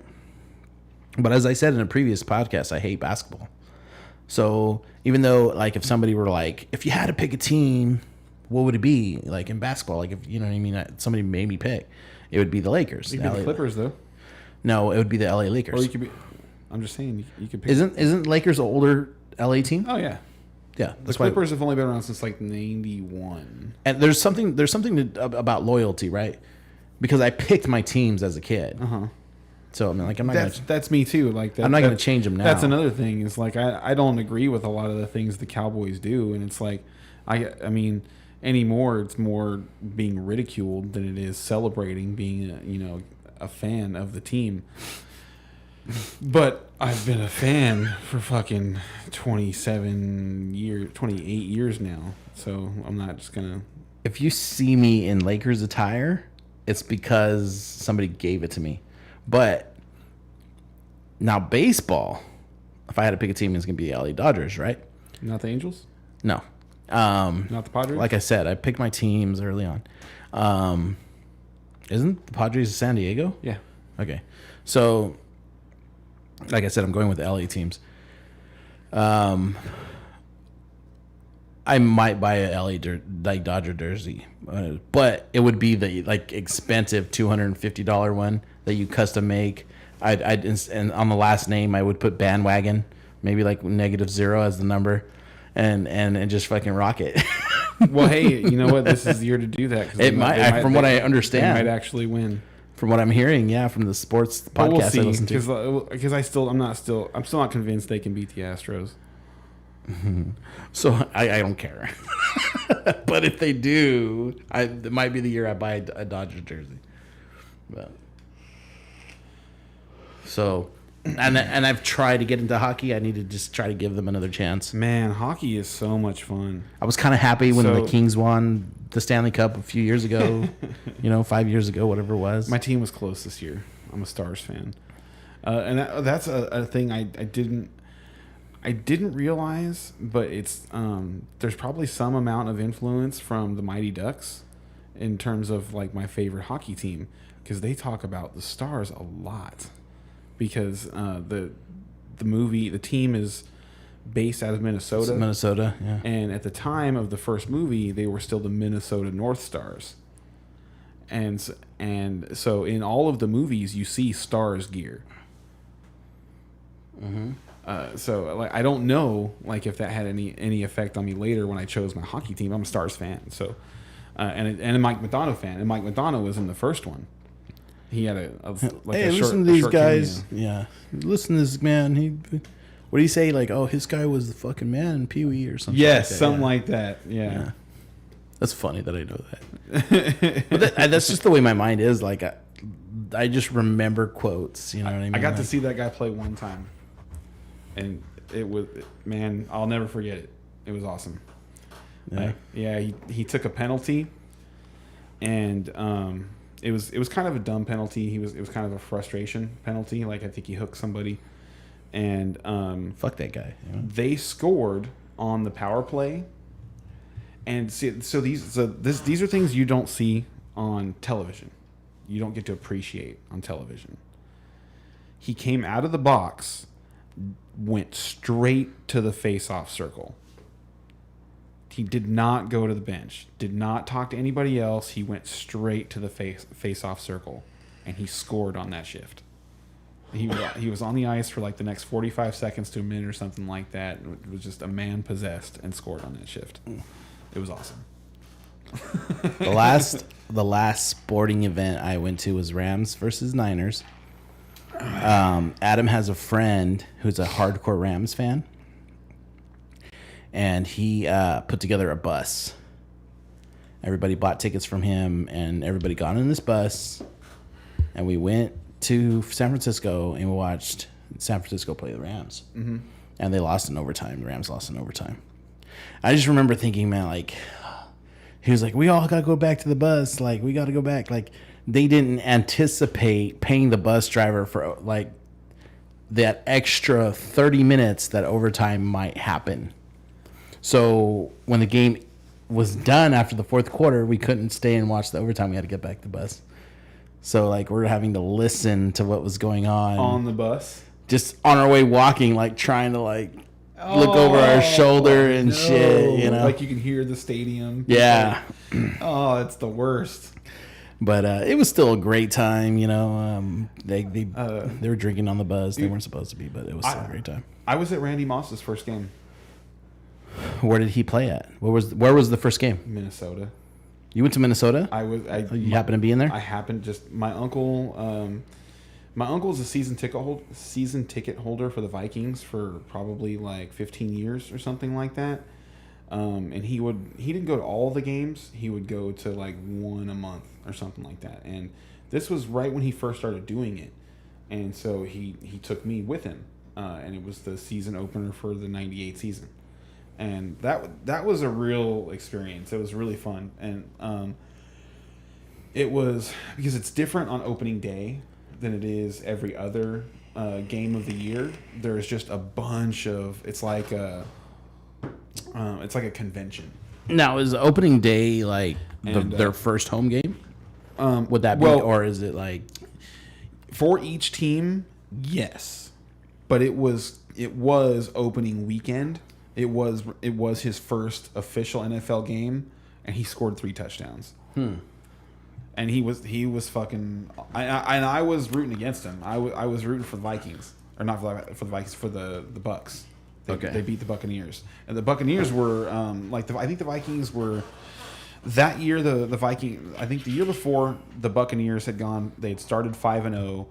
I think they had like petered off and just missed the playoffs or something like that. But they were like an up and coming team, and they had a bunch of players from Florida State, and I'm a Florida State fan, so I was kind of a fan of them. And I'm in my Buccaneers jersey. I'm in my work done jersey, and they just got thrashed by this dude that I knew was good, and I was pissed off that the Cowboys hadn't drafted him. Or I still don't forgive Jerry Jones for not drafting Randy Moss. So, funny story about Jerry Jones. I was watching a documentary with him in it, and they were interviewing him, and they were talking about like the last Super Bowl that the Dallas Cowboys won, and the quote was that he was just like, "Please God, if we win this Super Bowl, I'll never ask for another one again." And, you know, they won the Super Bowl, and then, like, you know, however many years later, he's just like, now he's asking for another one. And I just started laughing. I'm like, wouldn't that be, like, your fate? To not get another Super Bowl to the day you die because it was some sort of pledge to God that you did, you know? And from what I understand, he just shouldn't have picked a fight with the coach that won that Super Bowl. Yeah. Was it Jimmy Johnson? Jimmy Johnson. For a really long time, he was probably put up a little higher than he deserved to be because I don't know why. The reality of that Cowboys dynasty is that when whiskey goes down the wrong pipe, it goes down the wrong pipe. A big portion of their success in the 90s is thanks to one trade. They traded Herschel Walker to the Vikings and got like, I want to say they got like 3 first-round draft picks, 2 and 3 second-round draft picks, and then a couple others. But it was something like 7 or 8 picks for that one player, and they turned those picks into like Emmitt Smith was one of them. So you know, just a strict upgrade at running back. And they built their defensive line and their depth off of that. And what happened, like, he really built a, like, man. Well, didn't they say that Jimmy Johnson kind of team? They were just loaded. They were loaded everywhere. Yeah, and they were. I remember that era. Their backups were getting fucking like that was what happened to the team to take them apart was that was the Troy Aikman era too, right? Yeah, their backups were getting paid by other teams, and then they just didn't restock the shelves with talent because they didn't have Jimmy Johnson anymore. You know, it was Jerry Jones. As Jerry Jones has been the general manager for forever. Like, the entire time that he's owned the team, they've never had a general manager. And your general manager is the person who's in charge of football operations. He hires your coach. He makes sure the coach has he makes sure that they have a general plan, and he makes sure that the coach is on track with that plan. And Isn't that crazy? I hate to interrupt you, but like that he's the general manager too? No, that these billionaires own these football teams, and to some of them, it's their plaything. Oh yeah. It's their toy. Like, so he absolutely could be the general manager if he wants to. Like, that's his toy. Like, No, you're right, but he's just not like he's not good at it. He's not good at it. He's not good at it. And it's only been like in the last decade, the smartest thing that he's done is hold on to one person in the organization. And a lot of people don't know who he is. Like, smarter football fans know who he is, and his name's Will McClay. He's he is the what's his title now? He's got a very fucking convoluted title because over the last few years they've had to keep upping his title and his pay in order to keep him from going other places. But he's their president of personnel, maybe. So that might be it. But he's the person who lines up all the scouts and makes all the decisions on draft day, gives all the important information for the players that they draft. And so the Cowboys, like the biggest, the reason they fell off in the 90s was because they became talent poor. Like, they had the pieces at the front of the team to lead the team, but they didn't have the talent coming in behind to learn the way and perpetuate, the success. And so they petered off. And then for 10 years, they were just they were horrible, man. They were like the 2000s. Like, they started the 2000 decade with 3 straight 5-11 seasons, including losing to the Texans their very first game. I'll still never fucking forget that. Like, the Texans, like, they were an expansion franchise. We played them on opening night and lost. It was so sad. And you're kind of making me feel bad for you, but I don't. No, you don't. No, you don't have to. But so, and then for that decade, they didn't draft well, and they would just like periodically have like little bursts of success because of unrestricted free agents that would come out of nowhere and be really good. People like Tony Romo, people like Marion Barber, Jay Ratliff, and then they would, and he would just spend a bunch of money on big name free agents that ended up not being worth a goddamn thing. People like Joey Galloway, people like I mean, I guess Leonard Davis was a serviceable guard and he made Pro Bowls and stuff, but they paid fucking $70 million for that guy or something like that. 7 years, $70 million, and like that's still a lot of money for linemen. And they gave that to him in like 2005, 2006 or something like that. And then into this last decade that we just finished, they started making really, really good decisions, really sound decisions. They drafted in 2011, they drafted Tyron Smith, who just got shut down for the year, and I'm worried about his future now. He's 30 years old. But they drafted him, and it was the first time that they had drafted an offensive lineman in the first round in Jerry Jones's tenure as the owner of the Cowboys. And at that point, that had been 23 years. He had never drafted an offensive lineman in the first round. The game starts up front. It's a fucking military game about formations. My dad would always say the reason why we won World War II is because we were playing football. Yeah, because Like we would run routes and like whatever conflicts, avoiding bullets and stuff like that. You mean like zigzagging, or the ability to run through fields or whatever? Like the way I took it was, we need to get to here with this particular thing. Go this way, go that way, go up this way. Get it, and we'll cover you from this. Oh yeah, you know what I mean. That's how I took it when he was saying like, you're like, we won World War II because we play football, and that's how I took it. The route running. So I guess I am. Is it my turn? We talked. Yeah. Because we went back to the Mighty Ducks. We went off on a tangent for a long time. I don't even know how we got talking back to Cowboys again, but I do that on accident. I can't help it. It's fine.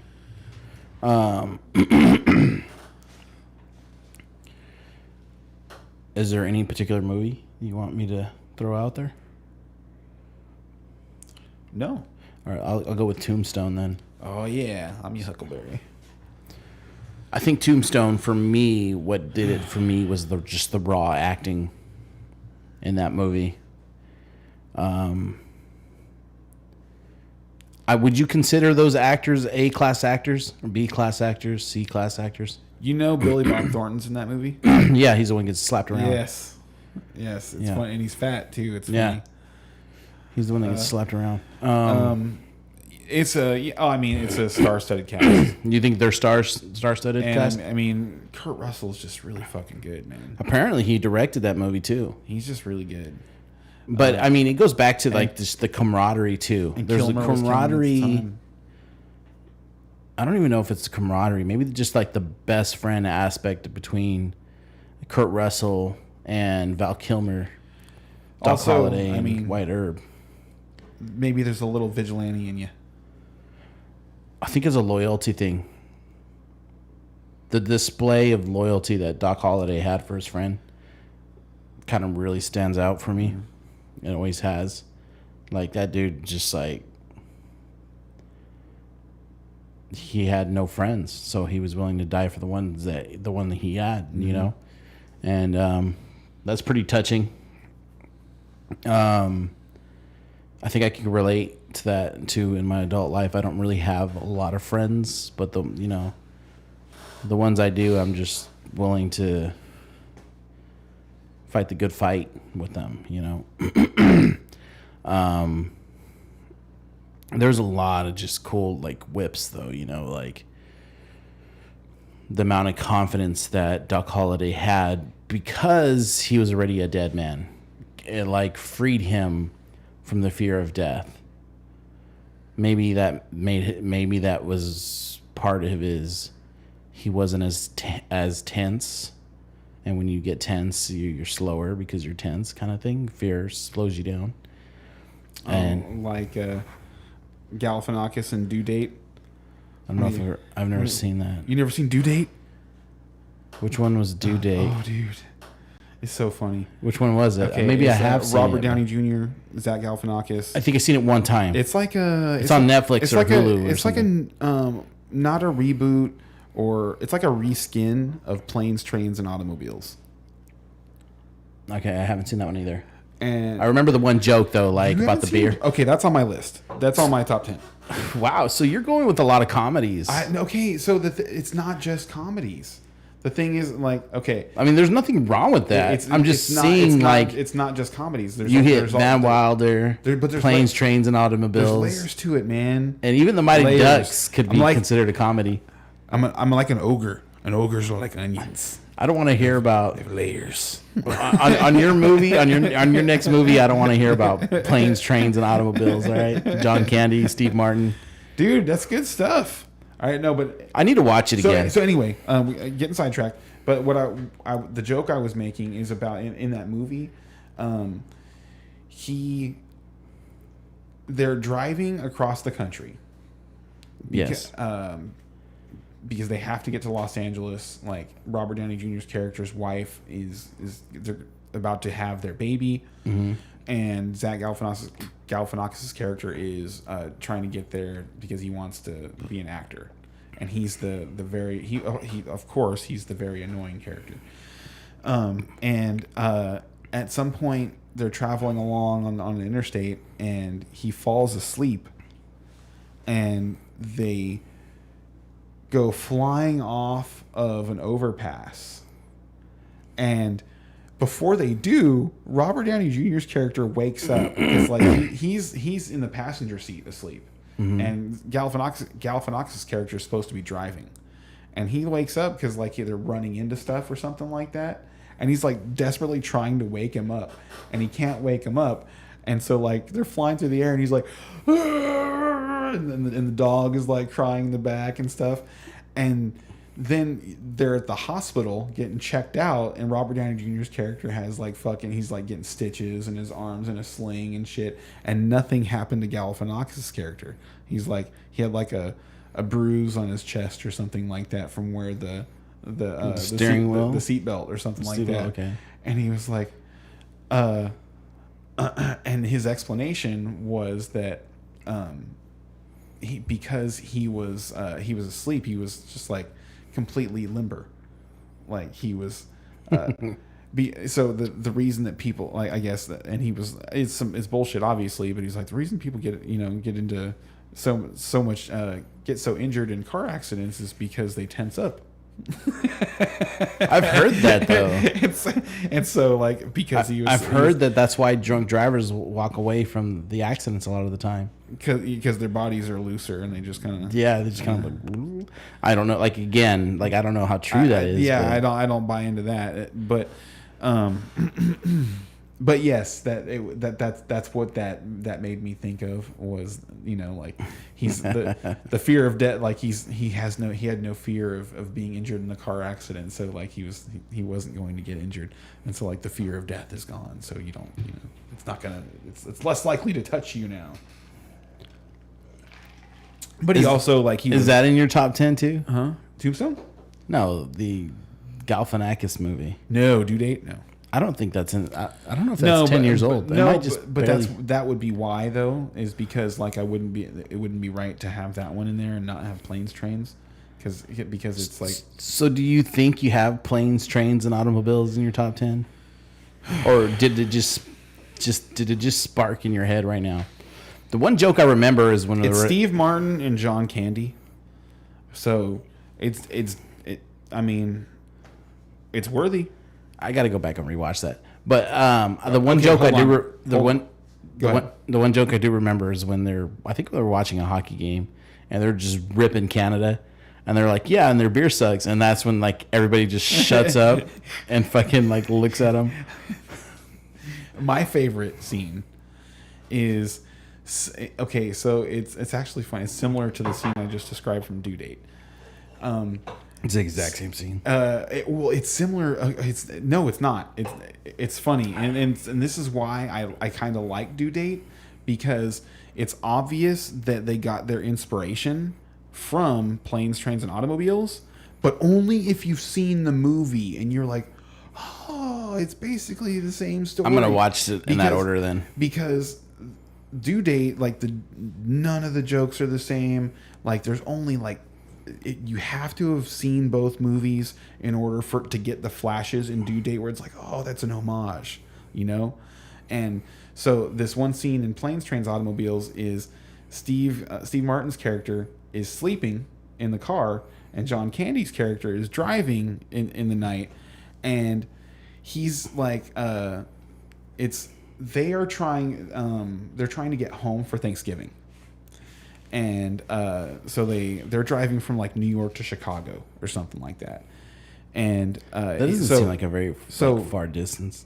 It's also in the 80s, so okay. It's a little different. The world's a lot bigger place. Should be able to just hover over there, but go ahead.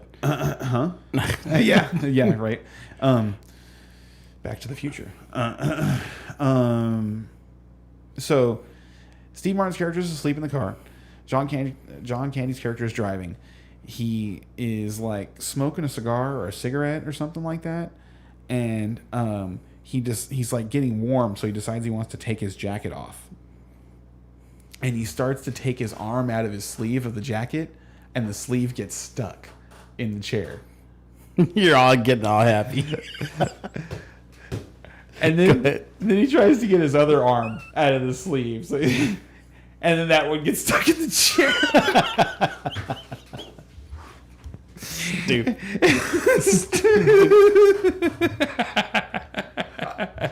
Just to clarify, I'm laughing more about like how excited you're getting over the actual. Because it's like, I'm remembering the scene, and just like John Candy is such a fucking good actor, and just like the going from being like he's jovial and bopping along to the song on the radio to panic and not like, but it's just it's one of those things where it's like you're like, oh my god, why doesn't he just wake up? Why didn't he just wake the guy up next to him? For help or whatever? But he's like, instead he's just like struggling with the whole thing by himself, and so his face going to panic, and then like the different things that happened.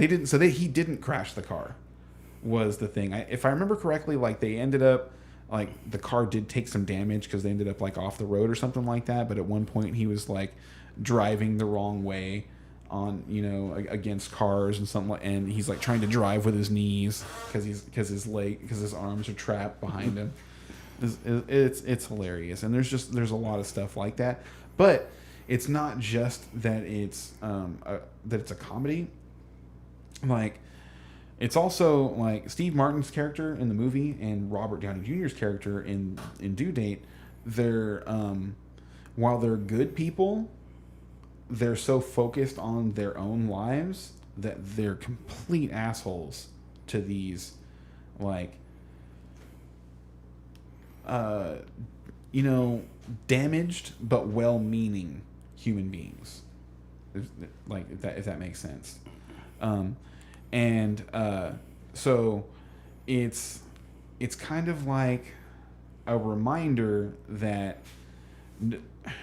I get that, like, the thing that you can kind of take away from it, like the story itself, is that there's more important things going on than just whatever it is that's going on in your life, and don't be wound up so tight, and just kind of like, and be a little more open towards the things that life throws at you. That was nice, but I want to hear something else. Huh? Is that officially one of your top 10s? No. Or are you gonna have to think about that? See, this is what I was talking about. Like, I can't have a top 10 because people like you are gonna judge me. I don't judge you on it for movies that I put in there. I don't judge you on it. I just want, if it's your top 10, I didn't judge you for your. If it's your top 10, I'll take a turn. Outlaw Western movie. If it's your top 10, I'll take a turn. But if you don't think, if you're just still on the fence about it, No, give me one that you're not on the fence about.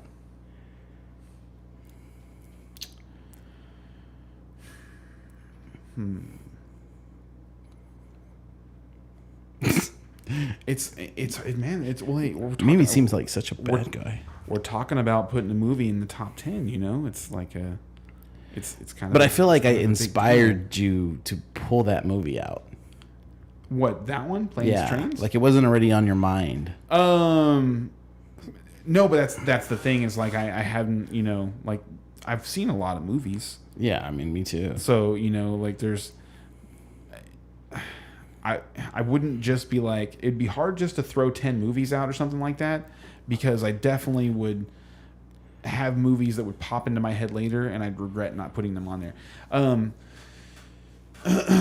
Well, that's when you come up with the honorable mentions and and that. And so, I fully expect this. Like, this is like, to me, an ongoing list.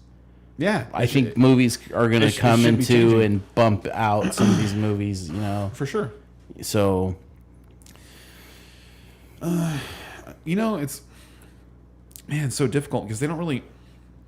There's not a whole lot of good movies that come out anymore.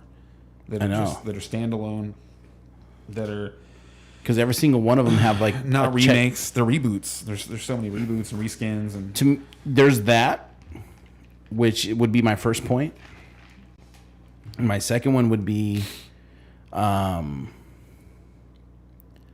feel like they're more focused on the checkbox list than they are on storytelling. Do we have an Asian? Do we have this? Do we have that? Do we have, Well, now they're required to tangent. I mean, Like to get an Oscar, but yes. But isn't that what you're trying to do? If you're like, I understand, okay, so if you are somebody who's trying to get into acting, I would hope that you're doing it because you want the accolades. You want to be known as someone who's good. And you're not just doing it because you want people to think that you're attractive and you want to make a bunch of money doing it. I think the ones that get really good are those who are doing it for the art form, the form of acting. The ones that stick. Yeah. For sure. Standalone movie.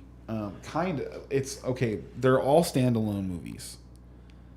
And I'm gonna lump them all in together because it's too hard to just pick one over the other ones. But I think all of them have a lot of things that if you're not just trying to laugh and you're actually paying attention to the words, there's a lot of things you can take from the movies, and that's the Kevin Smith movies, like Mallrats, Chasing Amy, Dogma, Jay and Silent Bob Strike Back. There's a lot of stuff in those movies. Yeah, Clerks 2. Yes, Clerks. Excuse me, that was the first one. Clerks was the first one, not Mallrats. Clerks, Mallrats, Chasing Amy, Dogma, Jay and Silent Bob Strike Back, so Clerks 2. Those movies, I think they do a really good job of focusing in on parts of real everyday life that happens in the United States and shining a light on it and making fun of it. You'd put all of those in your top. No. That's what I'm saying is like, it'd be too hard to pick one over any of the other ones. Like if I was gonna pick one, I guess it would have to be Mallrats for me because Jason Lee just fucking kills it in that movie. And the cameos are just so good. Like the dude, the guy who plays Merle in The Walking Dead. I can't remember his fucking name. I actually met him at Comic-Con a few years ago. Really nice guy. He's in that movie, and he plays like the main antagonist. And it's just, oh man, it's so fucking. Have you watched that movie? Seen Mallrats? Yeah, I've seen all of Kevin. Well, Yeah. I don't know if I've seen all of them. I think I have though. But yeah, Like I know I've seen because those fall. That's one story arc. Or you could say all those characters. they all kind of come back and tie back in. Like so, when you watch the Jay and Silent Bob movies, like the Jay and Silent Bob movies are like their Avengers. Yeah, Because it brings all the characters from all the other movies and then into the story because they all know Jay and Silent Bob. Yeah, and then I've seen Jersey Girl. Is there another Kevin Smith movie out there that I've never heard of? Well, they just did a Jay and Silent Bob reboot. I've seen that. I enjoyed that movie. It's pretty good. And so, us talking about the state of that movies are in now, and the fact that they don't, make original stuff anymore. That's what actually made me think of the Kevin Smith movies because I thought he did such a good job of pointing that out in the reboot and making fun of it. You know what I'm talking about? Like Jason Lee has a monologue where he's going on about how bullshit the movie industry is now because all they're doing is doing remakes and reboots. Yeah. And then he gave definitions to what a reboot and a remake was, and just all this other stuff. It's just funny. Jason Lee is good. He was born to do Kevin Smith monologues, I think. But anyway, I personally feel like I got a lot from those movies in terms of like really breaking down the world for how it actually works and where everyday people actually fit in it. So along the lines of something like that, for some reason,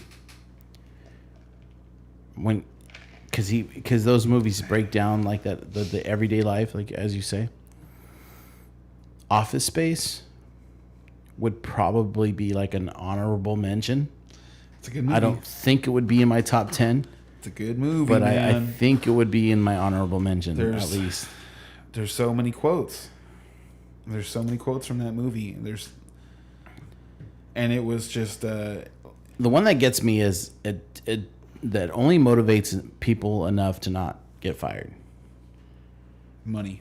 Yeah. And I try to get that sentiment across to some of my supervisors sometimes. And I think they interpret it as like it's my sentiment, but it's not really my sentiment. No. It's just like I'm trying to shed light on the atmosphere that's being created. You know,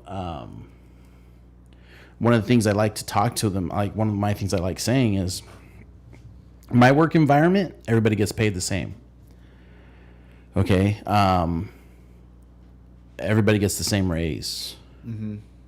Nobody can make more money than the other person, somebody else, right? Right. And they do that to prevent unions from forming. Now, what I tried explaining to them is, if me and you have the same job to do every day, day in, day out, and in order to explain this so everybody understands, I'm going to use different lingo.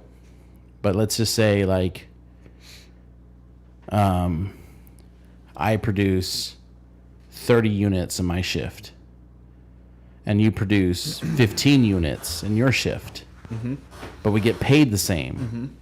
What's your incentive? The reality is, if you're pushing 15 units to my 30, and they're not talking to you, and they're not rewarding me, then the company is low-key saying they value your 15 units more than they value my 30 units. Well, yeah, whether they're acknowledging it or not. 'Cause Yeah. They literally paid more money for his. Yeah. And that's the atmosphere that everybody subconsciously goes to work under. You know what I mean? And I keep trying to explain it, and it always comes across like I'm just being negative, or I want to just kind of like stir shit up, you know?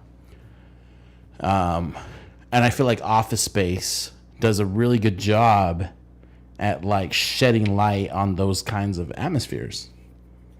You mean like how when he just like started not caring Yeah. and just started getting more benefits? And Yeah. his life just got easier? Dude, when I worked for Home Depot, I started getting promotions when I stopped caring. And I remember the moment, like, I got so frustrated because stuff kept coming through my register with no barcodes on them, and I would call for people's help, give me a price, give me this, and nobody cared. Nobody would come with the price. Nobody wanted to stop what they were doing to give me a price. And I had this piece of PVC, like, I slammed down, like, God, like, you know what I mean? Like, nobody's coming over to help me. And the customer complained about my attitude. So I got pulled inside by my boss and my boss's boss in the office, and pretty much were telling me, like, you know, like, you're one more and you're like done, kind of thing, you know. And I had just gotten fired from Sears, and I was into the job. When I got fired from Sears, I walked over to Home Depot and got hired the same day. Okay, like that was my unemployment experience in that part of my life. And so this was about 2 months in, and I had given up. Kenny, I gave up after that. I was like, I don't know what it takes to succeed in this atmosphere. Yeah. So I just, customer would come through, I would check them out. Psh, psh, psh. Need a SKU for plumbing, need a SKU, plumbing, register 5. Look at the customer. Look at the other customer. Sorry, I need a SKU. Just stop giving a shit about them. Uh-huh. Wait a minute. Plumbing, I need a SKU, register 5. That became my attitude. And then they're like, you know what? Why don't you cover break and returns? All right. So I went to returns. They had a receipt. I took their shit back. I didn't give a shit. Fucking looked at it. Yep. Just started just doing it. And then if they were telling me like, don't take this shit back, customer come, I can't take this back. They don't want me to take it back. Well, call a manager. Call manager. Manager returns. Manager returns. Manager show up. Yeah, take it back. All right, take it back. Fucking associate come. Why'd you take this back? Manager told me to take it back. Like that was just like my fucking attitude. Like I didn't give a shit about the people that are on the floor. I didn't give a shit about the customers. I later found out that I was giving so much money away at the returns desk that I was investigated for it. They wanted to make sure that I wasn't like pocketing the money. Yeah, that you weren't working with people. And my boss later told me that because he hired me to investigate Someone else. returns, basically to investigate employees. Uh-huh. That was like a promotion later in life, and that. So after working the returns desk, they just left me there because like I wasn't letting customers get to me. I wasn't letting associates get to me. They just loved it. They loved my no care attitude. So I get promoted to head cashier later on. From head cashier, I get promoted to department head. From department head, I get promoted to key carrier, front end. From there, that's when loss prevention pulled me, promoted me, gave me more money. You know, and that's when my boss told me, like, we were having conversations, and I go, did you ever investigate me? And he looked at me and goes, yeah. I was like, for what? And he goes, you kept giving money away at returns. So they said, watch this guy. He's giving away a lot of money. He goes, and I did. But you didn't do anything like you weren't supposed to be doing. I just had a higher, like, I wasn't holding up the line at returns because I wasn't trying to fight for every return that came to the line. So it was going fast. Yeah, so it was going fast. So I was just giving fucking money away. But it was my, like, I don't give a fuck about you anymore attitude. For Home Depot. That got me promoted. So I see, like, who is this guy that's giving all this money away? So I let's give him some more money. And they did, dude. They gave me funny because it's like the Bobs, you know. Oh, I really like this Peter guy. He's a real go-getter. Yeah, dude. It was like that. So like I was making like 2 cents shy of $15 an hour back in like 07, 08. Mm-hmm. You know what I mean? When it was, so it was like actual money. Yeah. In the area, yeah. And so like Office Space just resonated with me because it was just like, wow, I'm living this. It really happens. You really have to not care for people to be like, this guy's pretty good. Yeah, and so it's funny too because that is the thing. That is kind of what they're looking for, because they're not looking for somebody who wants. They want no boat rockers. Mm-hmm. You know what else too? Like Dilbert, the comic Dilbert. I'm not a big like funnies reader. Okay, so Dilbert is like an office. I know what it is. I would cut those shit out. I would cut Dilberts out and leave them on the fucking Home Depot break room tables because it just like applied so much. The Dilbert funnies, like the like nonchalant, like don't give a fuck, like attitude. It applied so much. But man, dude, that was a weird part of my life, you know. I worked for Home Depot for 5 years, and you know, to learn that lesson was a life-changing lesson. That's a long time to be being rewarded for not caring, dude. And like I said, I was only in it for 2 months before I gave up. Yeah, that's what I'm saying. That's a long time. Yeah, that's a long time. That is a long time to be rewarded for not caring. That's and it crazy. wasn't just the frustrations at Home Depot. Like I said, I had just gotten fired from Sears for trying really hard. Like I tried really hard, and still got fired. And that's the thing is so I remember you telling me the story about Sears and like trying hard rubs people who don't want to try hard the wrong way. And creates enemies for you. And it's weird, dude, because like for me, when I see somebody who's working hard and like doing more than what I would have expected them to do, I'm like, hell yeah. Let's get that person in here again. Let's work with that person more often.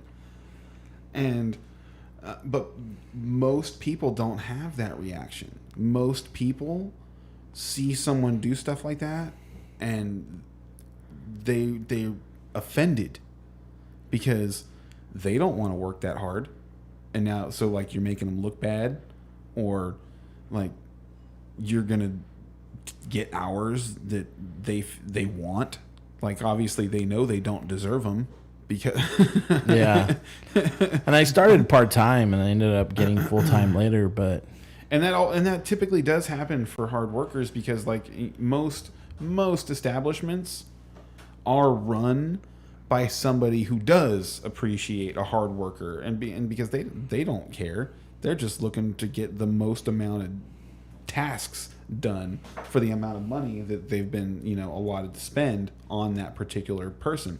So whenever they happen to get lucky and get someone who works harder than the last 10 people they hired, they're, in my experience, they're happy with it. It's the people that you work next to. It's the last 10 people that they hired, you know, that don't work that hard, that see you come in and work that hard and don't want to see it and don't like it. And so, in my experience, like I have, just about everywhere I've gone, I've made real good friends with about 20% of the people that work there. And everybody else is either it's a cordial relationship or they probably don't like me. Fuck, dude, I remember this one time. They used to have these meetings, I don't know if it was once a month or once every 6 months or something, where it was at night after the store closed. Everybody was just like in one of the aisles, like the whole store. Everybody that worked for that store, they would do these meetings. And going along the lines of what you're saying, like you make enemies. My boss didn't like me. Every promotion I got was like a sideways promotion. Like, you need to promote that guy. You know what I mean? Kind of thing. So they had these things called merit badges, and you get 5 of them, then you can turn them in for $100. And maybe it was 4. I think it was 5. That one meeting after like that whole attitude change, there was a meeting, and I got a merit badge from. I got 3 of them from different departments. Like my own boss wouldn't recognize me. It would be like other departments going like, this guy deserves one for doing something on some random day, yeah, or something like that, you know. But it's like the guy who you work for every day. That was a woman, but yeah. The woman I worked for every day didn't appreciate me, you know. But it was simple stuff. Like, even though like I didn't care, I would still be like, I still wouldn't let customers get one over on me. So like, let's say you brought a package back and I knew there was 5 parts missing from this package. I'd be like, I can't take this back. There's parts missing. Sorry. Like, you know what I mean? And like, the department heads would appreciate that. Even though it wasn't like I didn't give a fuck about their merchandise, I also didn't give a fuck about this customer either. Yes. And so I'm just like, fuck you, I don't care. Go get mad, I don't care. Like, you know what I mean? Like, I don't care. Get mad. So there's probably a lot less fucking useless garbage. You know? Yeah, and that's the way they saw it. And then another guy, like the guy I eventually started working for loss prevention, I would just catch people stealing all the time. Like, I'd be like, dude, I can tell you this guy's stealing. Like, I could tell, like, the way he's returning these packages, he's a fucking thief. And what sold it for him was a night employee came in with a bunch of Home Depot merchandise. And I recognized the night employee. And I was like, dude, this dude's stealing. This stuff is stolen. Look at the inventory. Now I've returned it. It's like we're negative inventory. We shouldn't have negative inventory. Like, he stole that shit. And then like he started watching the guy, and he ended up, after that he was like, I need to get this guy in loss prevention, and that's kind of what sparked that whole thing. But that was me not giving a fuck about that guy. You know what I mean? It was just like, it's a weird transition. It was a weird transition for me, man. I'm not really proud of that attitude, you know, but it is just like the realistic and way people are. And you see these posts on Facebook and stuff like that where people complain about their customer service experience at like Target and Walmart and wherever. And it always comes back to that, like, I talk to them like, it's because they don't care. They're getting paid by the hour, not by your customer satisfaction. So you can't walk in there as a Karen. You got to walk in there a little bit self-sufficient. Like, I know these are amongst this area or whatever. Like that's the thing, is you have to walk in there with some empathy. You know? There's that too. That's all, to me, that's all it really takes. Like, I feel like I don't deal with a lot of terrible customer service, and it's never with people who are working on the floor. It's only with people who are standing behind a register. That's the only time. And anymore, dude, I can't remember the last time I actually even cared really about something that happened at a register, other than there was this. I'm remembering now. Like, I was at Winco, like probably a month ago, and it was busy. They have the markings on the floor, just like every place does now, where you're supposed to stand or wherever. And so I walk up and I stand in line, and I'm standing in line for something like 15 minutes or something like that. And this woman has gone through like two customers. Like, one of them had a larger basket, but she spent a bunch of time fucking sitting there, like, trying to scan this thing that wouldn't scan. And then, like, after like the 4th or 5th time, finally called somebody, because like the first time that it scanned and made the error beep at her wasn't good enough. But she then just like walks out and puts her close sign up and tells me I have to go find a new line after I've been fucking standing there for 15 minutes, dude. It's like, sorry. What? Are you kidding me? Like, how do you do that? That's something else. Well, typically the practice is somebody stands behind the last person in line and they finish the line. Like, if you're gonna go, whoever it is that puts the sign up, and like, she put her own sign up. So like, if she, if you're gonna do that, you have to, like, it's also on you, like, and I know this from experience, to get the attention of everyone who's in the line. And it's on you to draw the line wherever you're going to draw the line. And, you know, it's not that hard to go, hey, I'm sorry, I have to close. This is going to be the last person I can help. You guys are going to have to find another line. But, like, to just, like, you know, let somebody sit there like that for that amount of time and then tell them they have to go find another line is fucking crazy. That's crazy. And it's funny, too, because there was one more person that she was going to help, and I moved over to another line and got out before that person because the person whose line I moved into was just much faster at her job.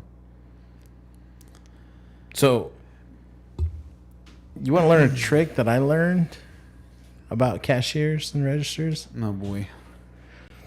So, I've got a theory. It's not fucking a Boy Scout theory. So, like, if you're uncomfortable with getting one over on the company, Never.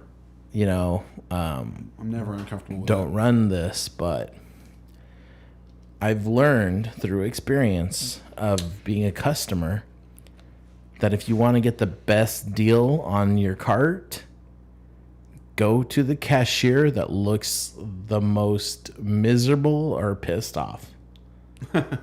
You don't go to the happy cashier.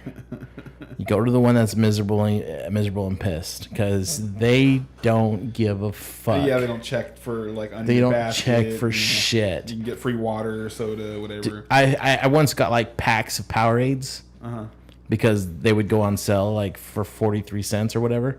And so you buy them by the fucking 24 pack. You know what I mean? And I would literally have a cashier scan one of the 24 and throw the rest in the bag.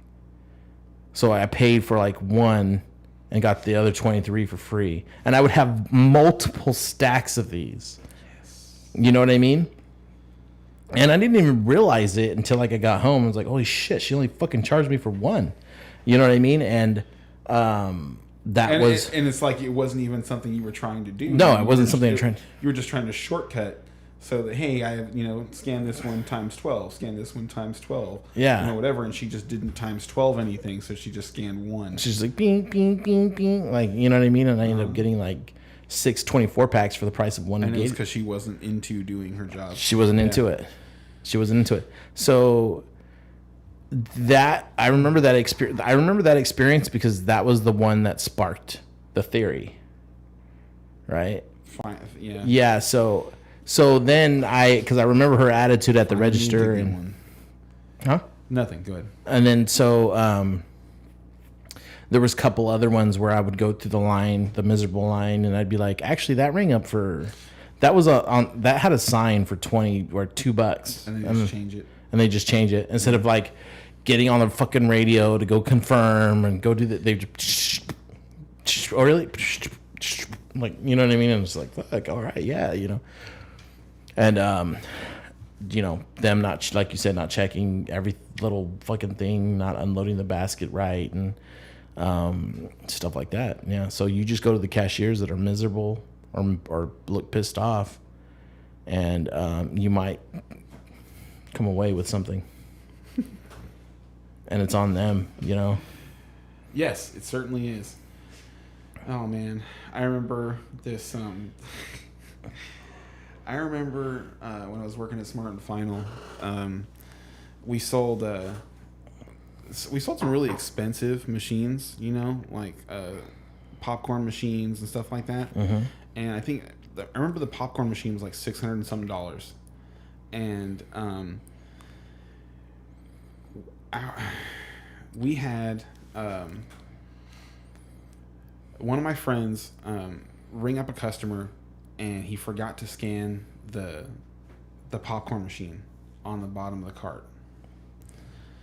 The customer comes back in the store and walks up to the first associate that he finds to tell him, hey, I don't think I was charged for this. And it happens to be the DM who's on a walkthrough that day, who comes like once a quarter. And the customer walks right up to him and fucking hands him the receipt.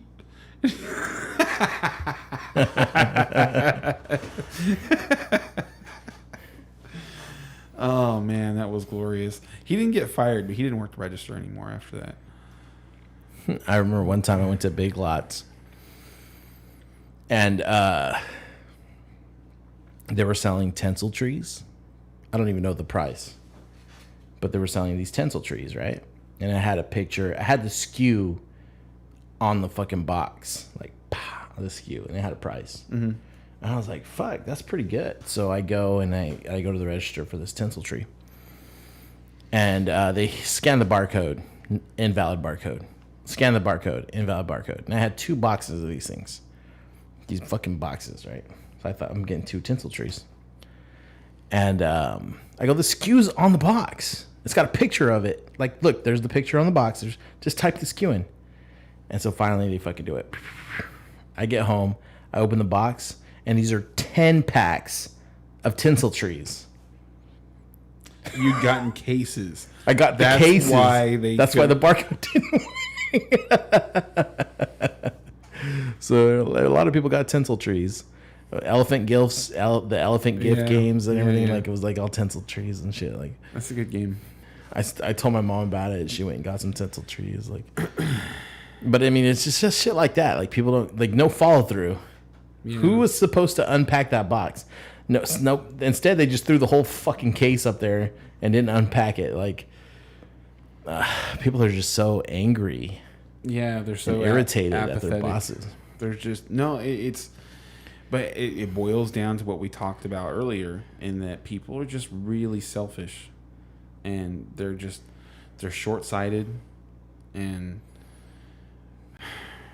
you figure the person who did that didn't want to be there. Yeah, like, for sure. Yeah, and but it's everywhere, and like there's so much of this like attitude of, you don't pay me enough to do this or whatever, I don't get paid enough to do that, blah blah blah blah blah blah, and it's like there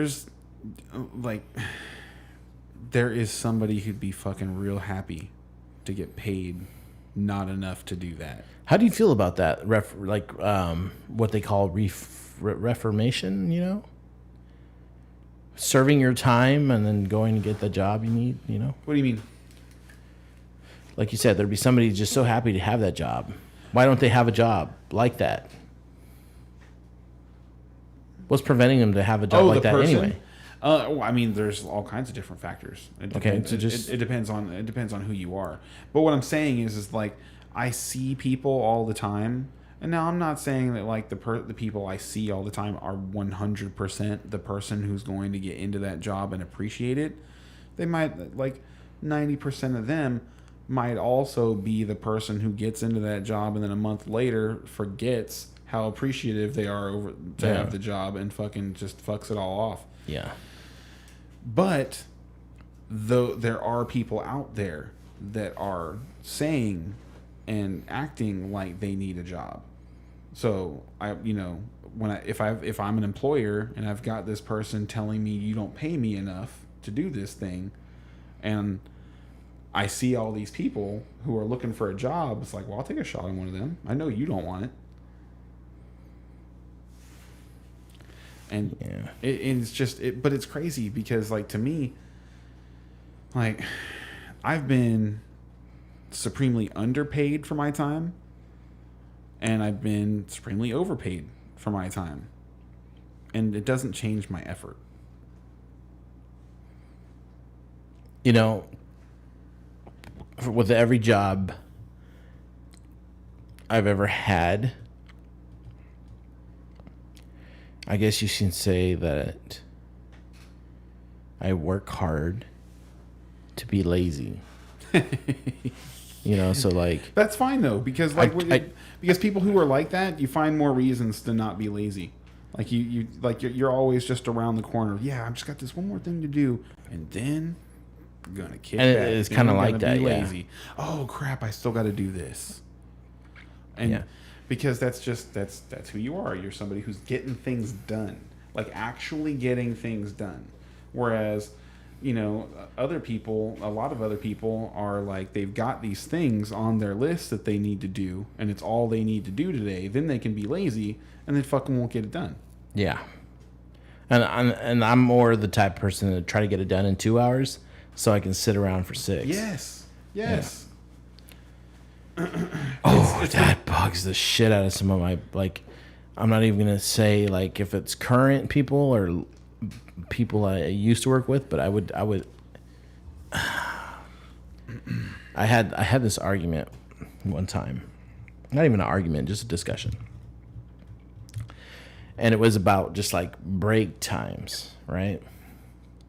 And I would tell this particular supervisor, I'd be like, look, let's say like we weren't doing what we're doing. Let's say instead we're doing railroad ties. And there's 2 of us working one side of the ties, the other guy's working the other side of the ties. And I am 3 miles ahead of the other guy because that's my pace. So I decided to take an extra 20 minutes on break. And by the time this guy catches up, I'm gone again. Mm-hmm. Which one would you be happier with? The guy that's, staying behind, or the guy that's sets a pace so so fast that he needs that extra 20 minutes to catch his breath? Not even needs an extra 20 minutes. Like, he can do that. Like, works at a faster pace and regulates himself with breaks.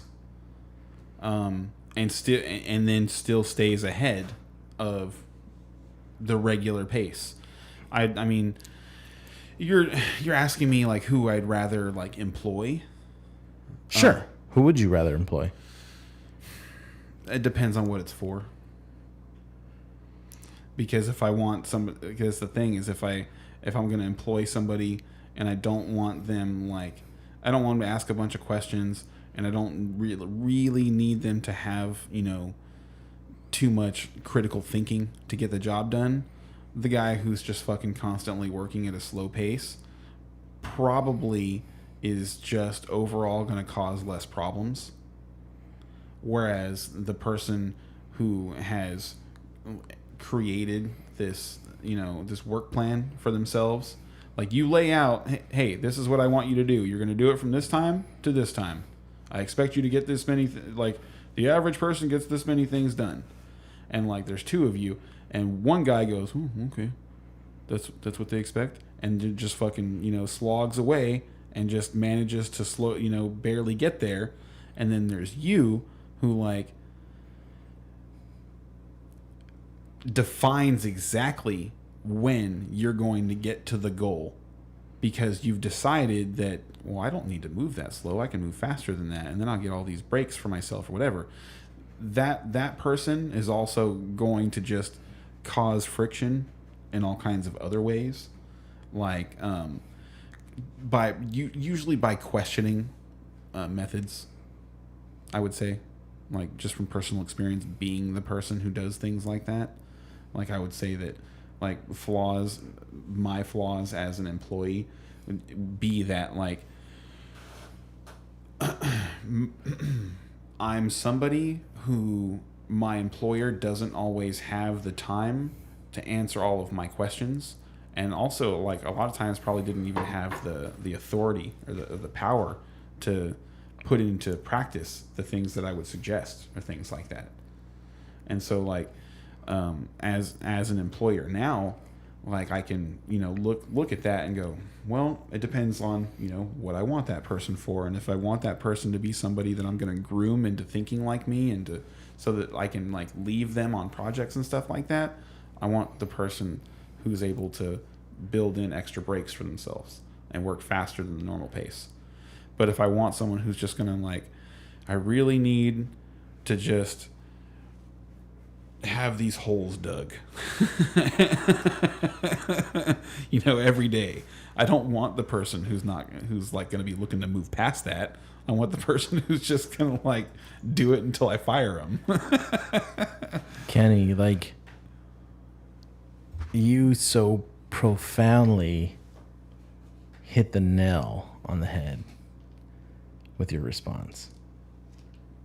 because you pretty much just described the type of person I am at work. The type of person that would call into question methods, call into question some of the things that my supervisors wouldn't have the power or influence to change. Happens all the time. But however, people like me can still accomplish more with less errors than the person doing what they normally do. Sure. So hold on, because it was just so like, because we've never ever worked together ever.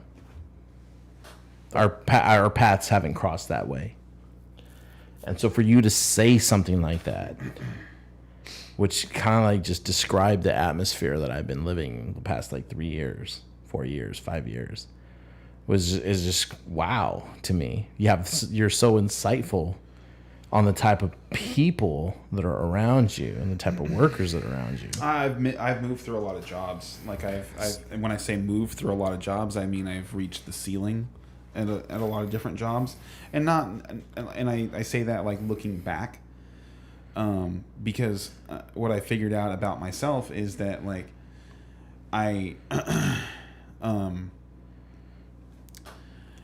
never been someone who is just gonna take what you give me. Like I don't need you to give me stuff. Like I will figure out how to get it, and then I'll get it. And as long as, you know, I have the freedom to do that, it works fine. And so at every job opportunity, there is initially a lot of room for growth, because there's a lot of things to teach people. There's a lot of things that they might want you to do, and then you run out of that. You get to the end of it, you know, and there's nothing new to learn, and there's nowhere new to go, and there's just people who resent the fact that you know, are pushing on them. So here's scenario. And so what I was just to finish that off, I've in recent years, like before I opened my store, in working for people that own stores and do things like I do, I've really been able to see like exactly what it is, and it's that like I really needed to work for myself, and that's because I'm the type of person who, like, while I can learn something from you, ultimately I'm gonna want to do it myself. Like I don't want to work under anybody ever. Like that's not really a goal for me. And that's probably what it is for you too. And like so for that, like, I applaud you, because that's what like been one of the more difficult parts of my adult life, is like dealing with that. Like, okay, well, do I like, what do I do now when you get to the point where you're like, you know, at the end of the learning curve? And so like I've never been good at just like how you kind of like how you described you stopped caring at Home Depot. I could have never done that. Never. The thing about that, I'm not really proud of that. No. But that's what's wrong. No. Here's the thing, and I didn't mean to like. I know you're not. I know you're not. I know you're saying. I know you know that I'm not proud of that. I was appreciating that what your mind did in that scenario, and it's that like the thing is like the thing I want to say about that is this: I gave up.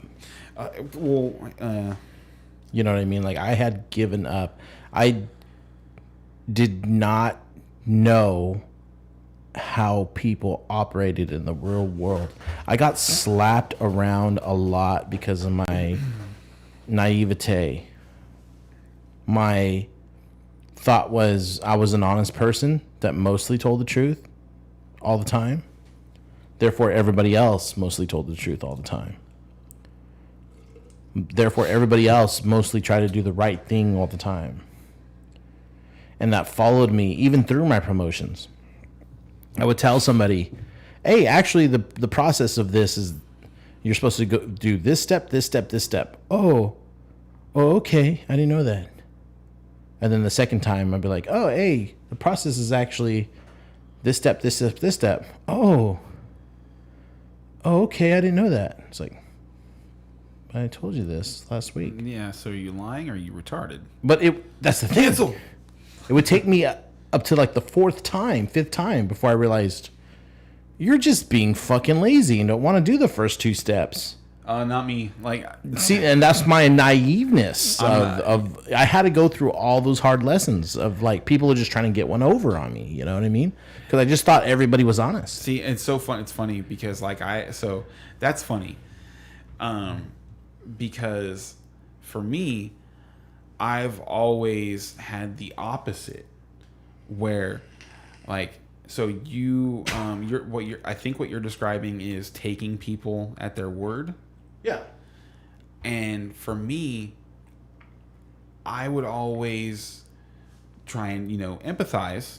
Like, I'm not saying like try to empathize in every one of those moments, but like in my mind, it's like, okay, well, would I not have remembered that? Would I not know how to do that? Or what would I do in this scenario? And so I've been much faster to lean towards the you're bullshitting me than you probably just didn't get it. You know what I mean? Yeah. And maybe I'm giving people too much credit. And which I don't think that's the case, because I don't do that. But I expect a lot more from the average human being than what we get. Okay, yeah. I just do. Nothing wrong with that. I just, to me, it mostly boils down to the same fucking fundamental flaw, and that's laziness. Mm-hmm. Like, laziness is number one, selfishness is number two. Because you can be selfish, and if you're not lazy, like, you'll produce as a as a byproduct. You will be productive for other people by not being lazy. Well, when you're lazy, like, you become a problem for other people. So here's another scenario I'm going to throw at you. Okay. I used to get in this argument a lot with my supervisor. And bless him. Bless him for letting me argue with him all the time. But he would always come up to me like, I need you to try your best. Like, I know you got more in you. Okay. And I'd be like, dude, I push 40 units out for you every shift. These other guys are pushing 25 to 30. If you need the bar elevated, start from the ground up. Don't come at me to pick up their slack. You pick up their slack, and then by natural competitiveness, my bar will get raised. Uh-huh. And he's like, well, I see them. They're trying really hard, and I see you, and you're just like, relax and chill. I'm like, yeah. Because I know what I'm doing to the point where I could stand around. If everybody could just stand around, that would just show you, like, the knowledge. This guy struggling, sweating bullets, ripping his hair out because he's honestly trying, but he has to try super hard to get these 25 to 30 units when I'm pushing 40 units. So, I mean, in a case like that, I kind of see his point. Like, he wants me to try hard, but at the same time, I want you to try hard to get these guys to step up their game. Yeah, the whole deal is like, if we're gonna get paid the same, shouldn't we be producing the same? Yeah. And it's like, and that's always been a thing for Hold me. on. Time out.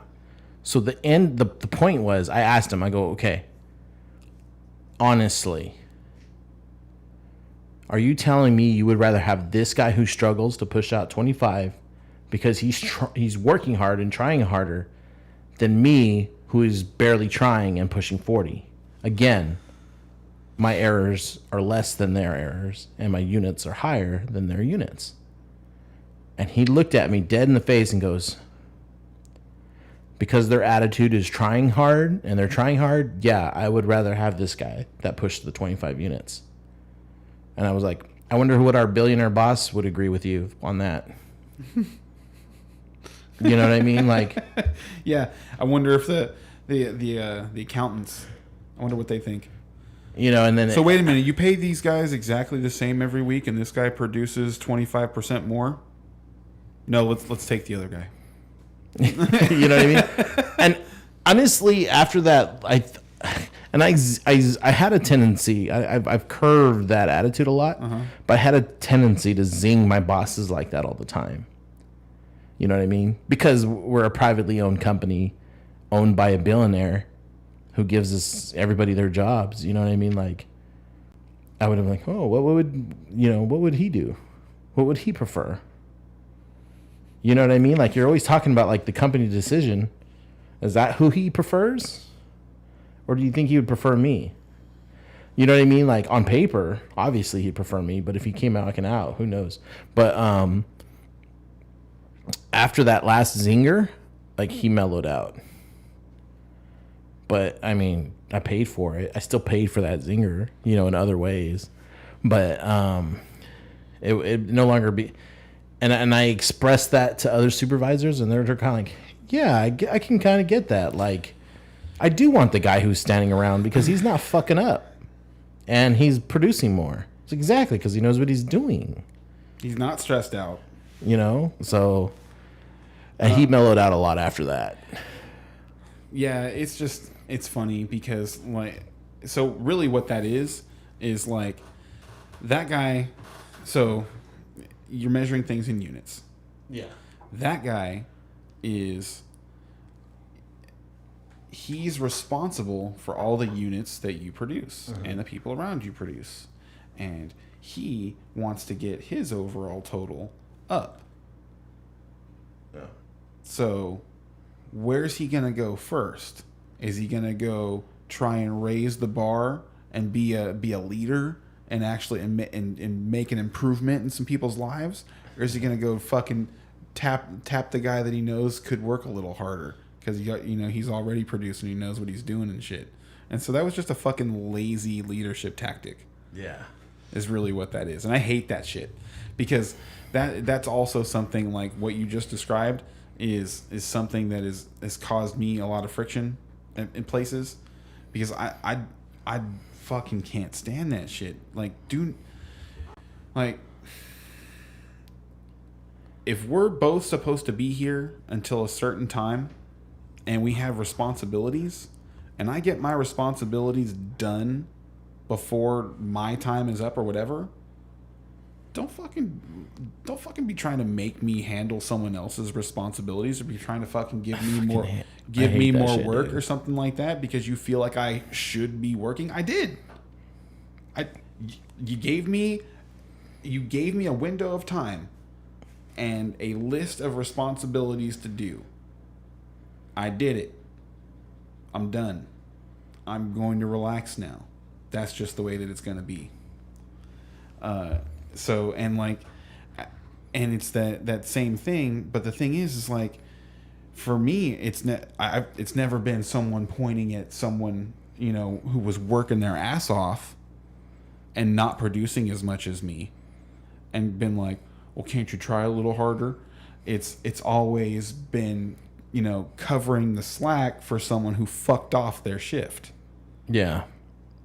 And it's like, no, you fucking watch me work every fucking day. You see me work every fucking day. Am I late? Am I ever late? No. Do I call in sick? No. Do I fucking not do my job? No, ever. I always do my fucking job. Why the fuck would you ever come bother me?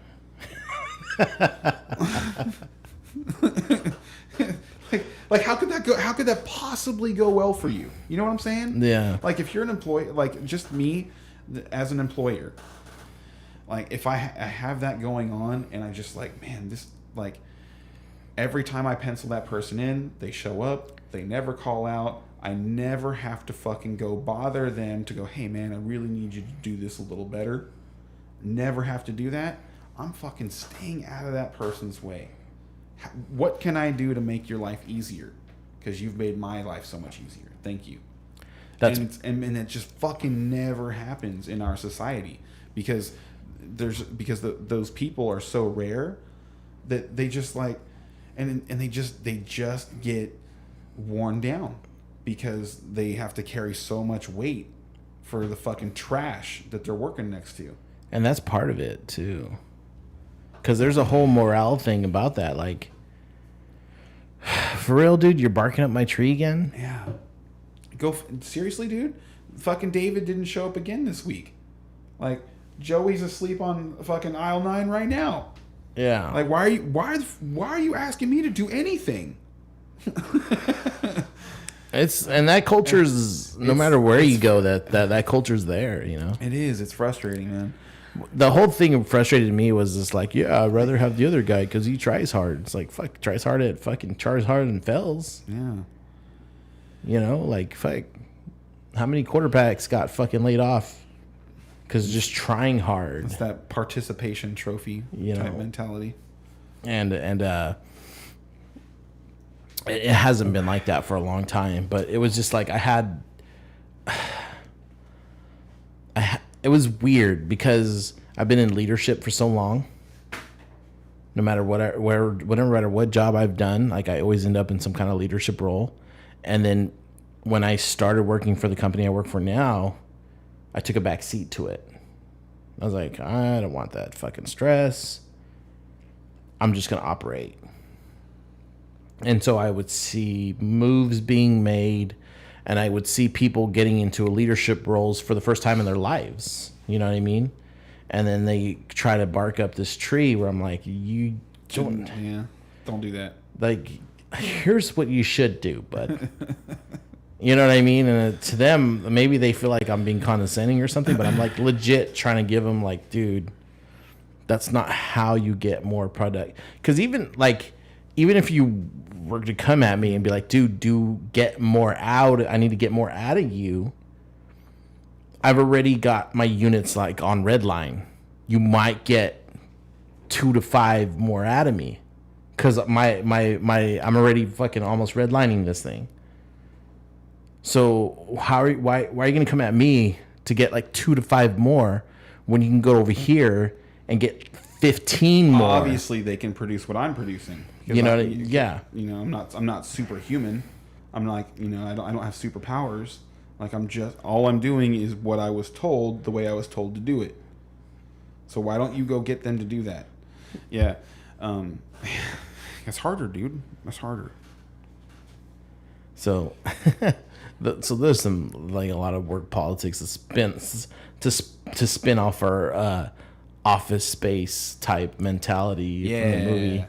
You know, we'll have to talk about more movies later. Well, I'll have to. Now that I like know that you want to talk about that stuff, though, I can actually spend some time and really like, because there's plenty of movies that that should be on there, but I don't want to just like start throwing names out. Yeah, and like I said, I came in today with 6 movies, maybe 7 with American Gangster, and I haven't given it enough thought to really put it on there. But Office Space, it was one of those things that I think would be an honorable mention. I don't think it'd make the top 10 because there's something profound about it. There's a lot of like life lessons that are in that movie. But you're not going to watch if you were like, yeah, I don't know if I'd keep watching it over and over I like again. to put it in the context of kind of like if I'm stranded on an island, and it's like, you know, obviously just assume you have whatever it is that you need to have to facilitate these things, but you'd have 10 movies in this scenario that you can watch for the rest of time. So I don't think that one makes the list. Yeah. In that, because like while it is it does do a good job of highlighting a lot of bullshit that goes on in American business, I don't think that it was like, I don't think it has like the funny, like it's more like that's so funny than gut busting laughing. Yeah.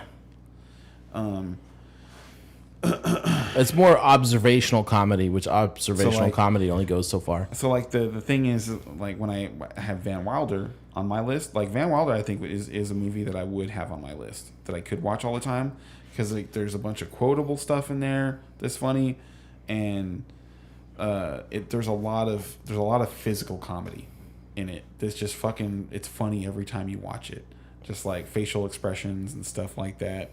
Like I'm thinking about it right now and I'm laughing. There's just so many good things in it. And that's a standalone movie?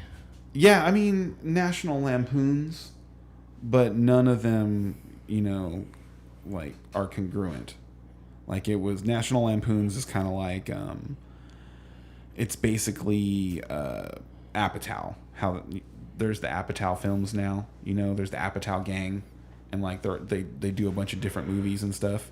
So they would use similar actors a lot of times. There were reoccurring actors, but they'd never be playing the same part or the same role. So Ryan Reynolds never came back for another National Lampoons? I don't think so. I think that's the only one he's in. And you know who else is in that? Cal Penn. That's not ringing a bell. Kumar. Okay, yeah. As in Harold and Kumar. Yeah. Yeah, Cal Penn is in that movie. Okay. He's so good. He plays this Indian foreign exchange student who's got one goal: to dine at an American pink taco stand.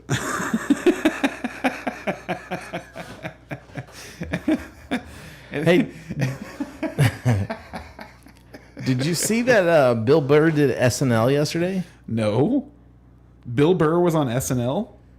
Yeah.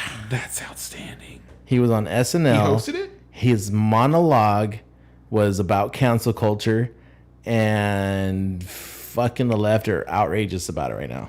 Put it on. Put it on. I want to see it. I'll let you watch it on your own time. I will. It's almost an 8-minute monologue. Okay. Oh, yes. I love Bill Burr. Yeah. He's so good. Dude, the crowd barely acknowledged him during his monologue. They would cheer at some of his punchlines, but it was like so fucking quiet. Because, SNL is so left. Yes. Well, I mean, are they morons? I was like thinking the same thing. I was like, how are you going to have Bill Burr on there? What do you think he was going to say? That's fucking great. Dude, it was fucking... I was like... Have you ever listened to his podcast? Yes. He's good. He's an entertainer. Because he rants and it's just funny. He rants and just like he's so good with the mic going. Yeah. Yeah. When he starts doing that shit, it's like he cracks me up. Do you think he does it like that? Like, does he think he does? I always pictured him like. No, I think he spins in his chair. That's what I envision when he does that, is that he just does a little spin in his chair and continues his yell. That's funny. That's funny. Man, did you see F is for Family? Yeah, I'm all caught up. Okay, I haven't watched season 3. I need to watch season 3. I'm all caught up. But yeah, that show is really good. Dude, when his fucking son just gets down on the neighbor's fucking girl, I was like, what the fuck? He's fucking going. Oh, he's going for a long time for a first time. What about Big Mouth? Have you seen that? Yes, I was gonna bring that up too, because it's funny too to me. That show is like it is like the hormone monsters. It's fucking hilarious. A dark humor cartoon version of the Golden Years, or was that it? No, that's not what it's called. What was that fucking show from the 80s? Fred Savage? Wonder Years. Wonder Years, the Wonder Years. That's what it's like. Because that was the story. I can kind of see that. It was a story about kids growing up in high school. What about check this one out? I tried to give it a chance, and I just found out that I don't like this particular person. Midnight Gospel. I don't know what that is. So Midnight Gospel is made by it's one of Rogan's friends. The one that just fucking talks and talks. He's got kind of a squeaky voice, and he's just like, what the fuck's the guy's name? Squeaky voice? Maybe he's not so squeaky. But he just rambles. It's not the little guy, is it? It's not Duncan?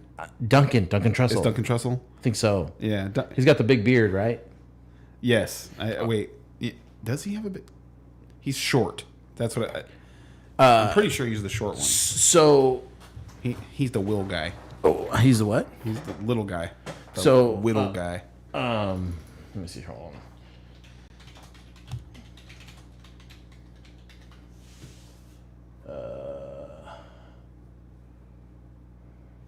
Yep, Duncan Trussell. Okay, so he's a weirdo. Like Duncan Trussell is funny when he's like going off on some tangent that has to do with a scenario where someone's really fucked up on drugs. Okay, so along those lines, right? So I watched the Midnight Gospel, like the first 2 episodes. And I think I even got into the third one a little bit. But I was like, this guy just got fucking high on something. Mushrooms, drugs, mushrooms, weed, whatever. Mushroom drugs. Mushroom weed or whatever. DMT. And just recorded himself talking. And then animated it. You know what I mean? Like, that's what like the Midnight Gospel, that's what I think it is. Now I want to watch it. Watch it. Try it out. But when I listened to it, I was just like so over it. I was so over listening to a 45, 30-minute rant, however long the episode was. Yeah, man. Like, fucking so over it. Like, I was like, this guy does not shut the fuck up. Like, there's nothing. Plot, nothing. Him and Joey Diaz together are fucking hilarious. I haven't seen those two together. Do you listen to Joey Diaz is another one of Rogan's buddies, and like when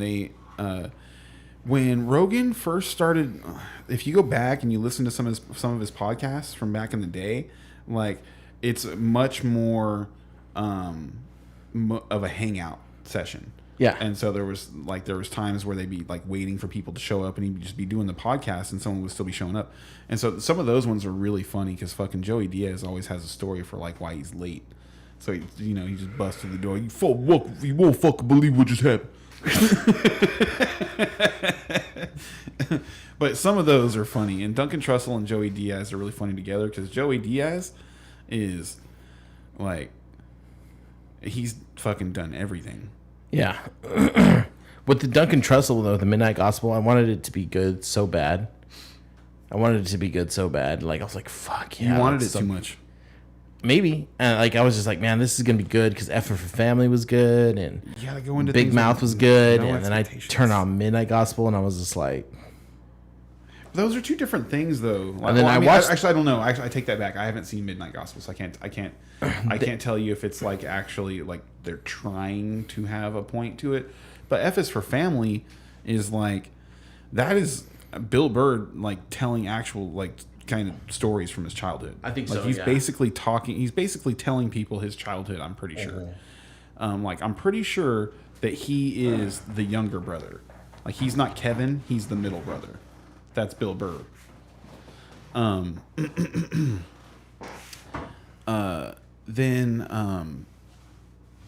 The other show, Big Mouth, like I said, is also, it seems like it's got kind of a purpose to it.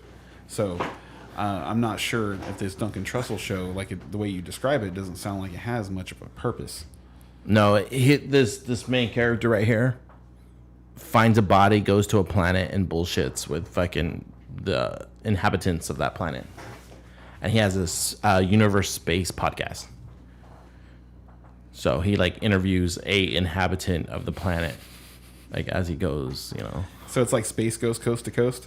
You know, it's been so long that like it's funny that you mentioned that because I looked up some like most famous people on Space Ghost once not too long ago, and I couldn't sit through the interview, but it's been so long since I've seen that show. I don't even really remember. I just remember like It was Space Ghost and the cricket guy and Brack.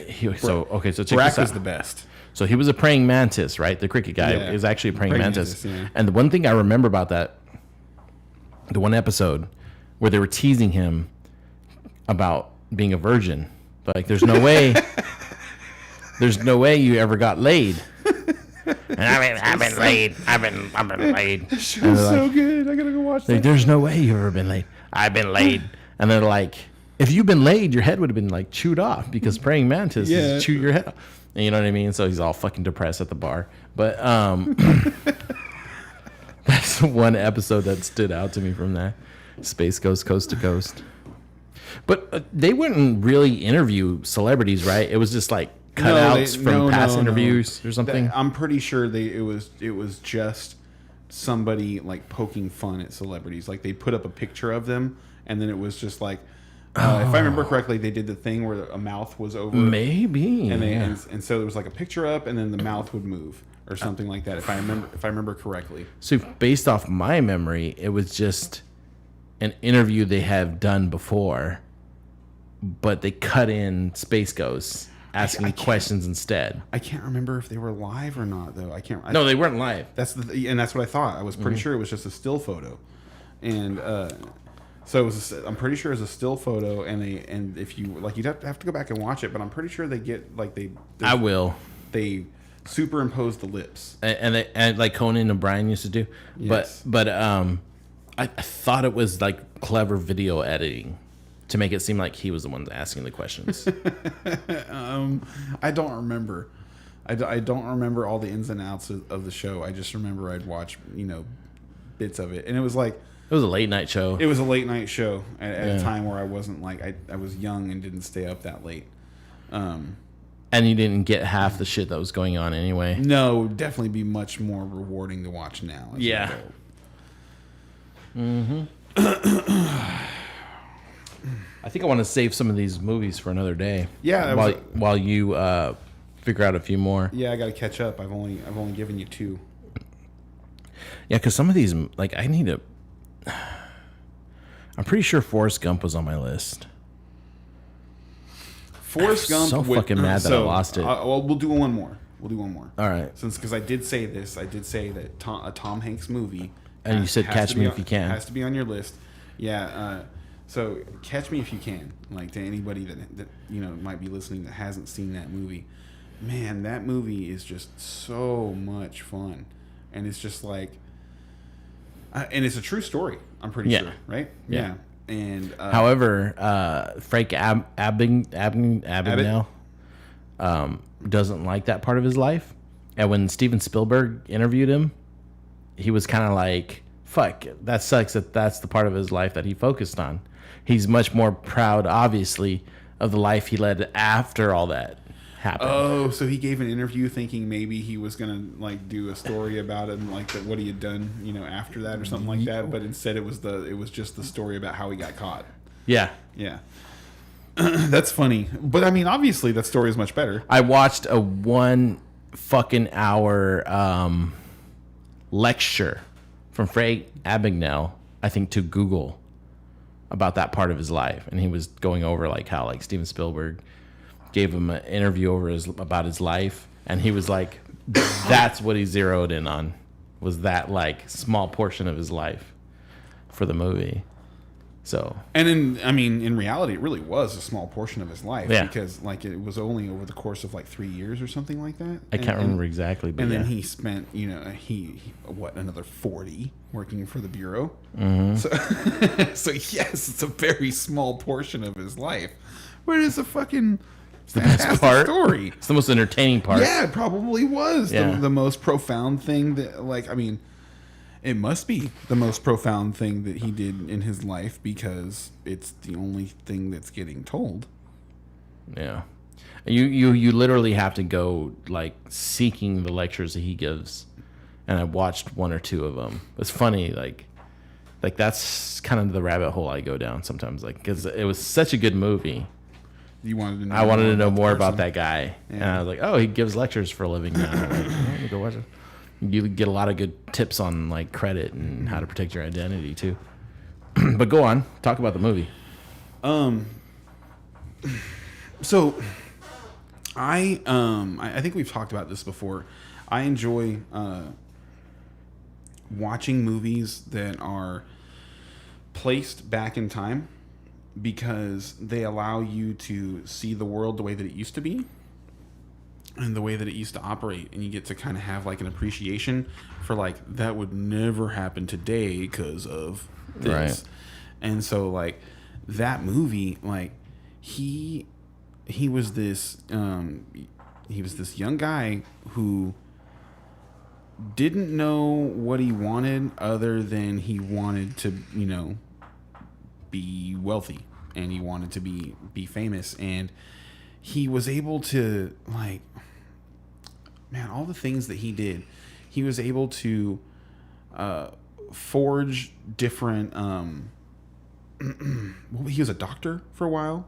He was able to forge a medical degree from some school and work as a doctor in a hospital for a while. I think he might have done worked as a doctor in a couple hospitals in the movie. I can't remember. And then decided that he wanted to be a pilot, and then just fucking showed up. And like it's crazy. Well, he was clever. He was. So the thing was sure. is that he.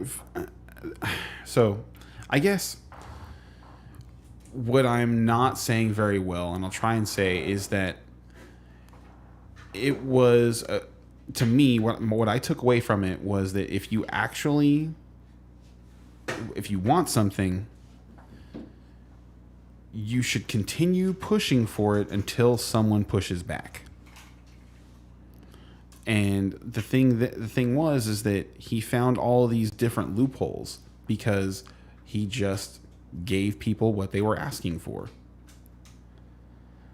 And then the check forgery is a whole other thing. But that was one thing I wasn't nearly as interested in the check forgery as I was in just his ability to create like basically just a bunch of different lives. Like he lived like several different lives in like the course of 3 years or something like that. Jennifer Garner was in that movie. She was the whore. How much would you pay for me if I was in the window? Oh yeah, I don't remember that. Yeah. It's been a long time since I've actually seen the film. Jennifer Garner. It's just that the girl it's from Juno. I really liked Tom Hanks in that movie. I thought he did a really good job of playing the. God, Catch Me If You Can, man. That might make my list. What year is that? 98, 99. He No way. Yeah. Not that old. Oh yeah. No. It's got to be at least 2000s. All right. I'll put $2 on $2. it. 2002. It's 2002. Yeah. 2002. So, well, it's old enough. Oh, yeah. It's old enough. Yeah. Yeah. Yeah. So I thought he did a really good job of playing the hard up, FBI detective that that played by all the rules and was determined to get his guy. So how many years is it before something's considered a classic? 25. Fuck yeah. Not many people know that. 25 years is classic. 50 years is history. Historians will acknowledge something as history at 50 years. I learned that in a history class. Oh, don't forget to watch that documentary. Yeah. Unacknowledged. Unacknowledged.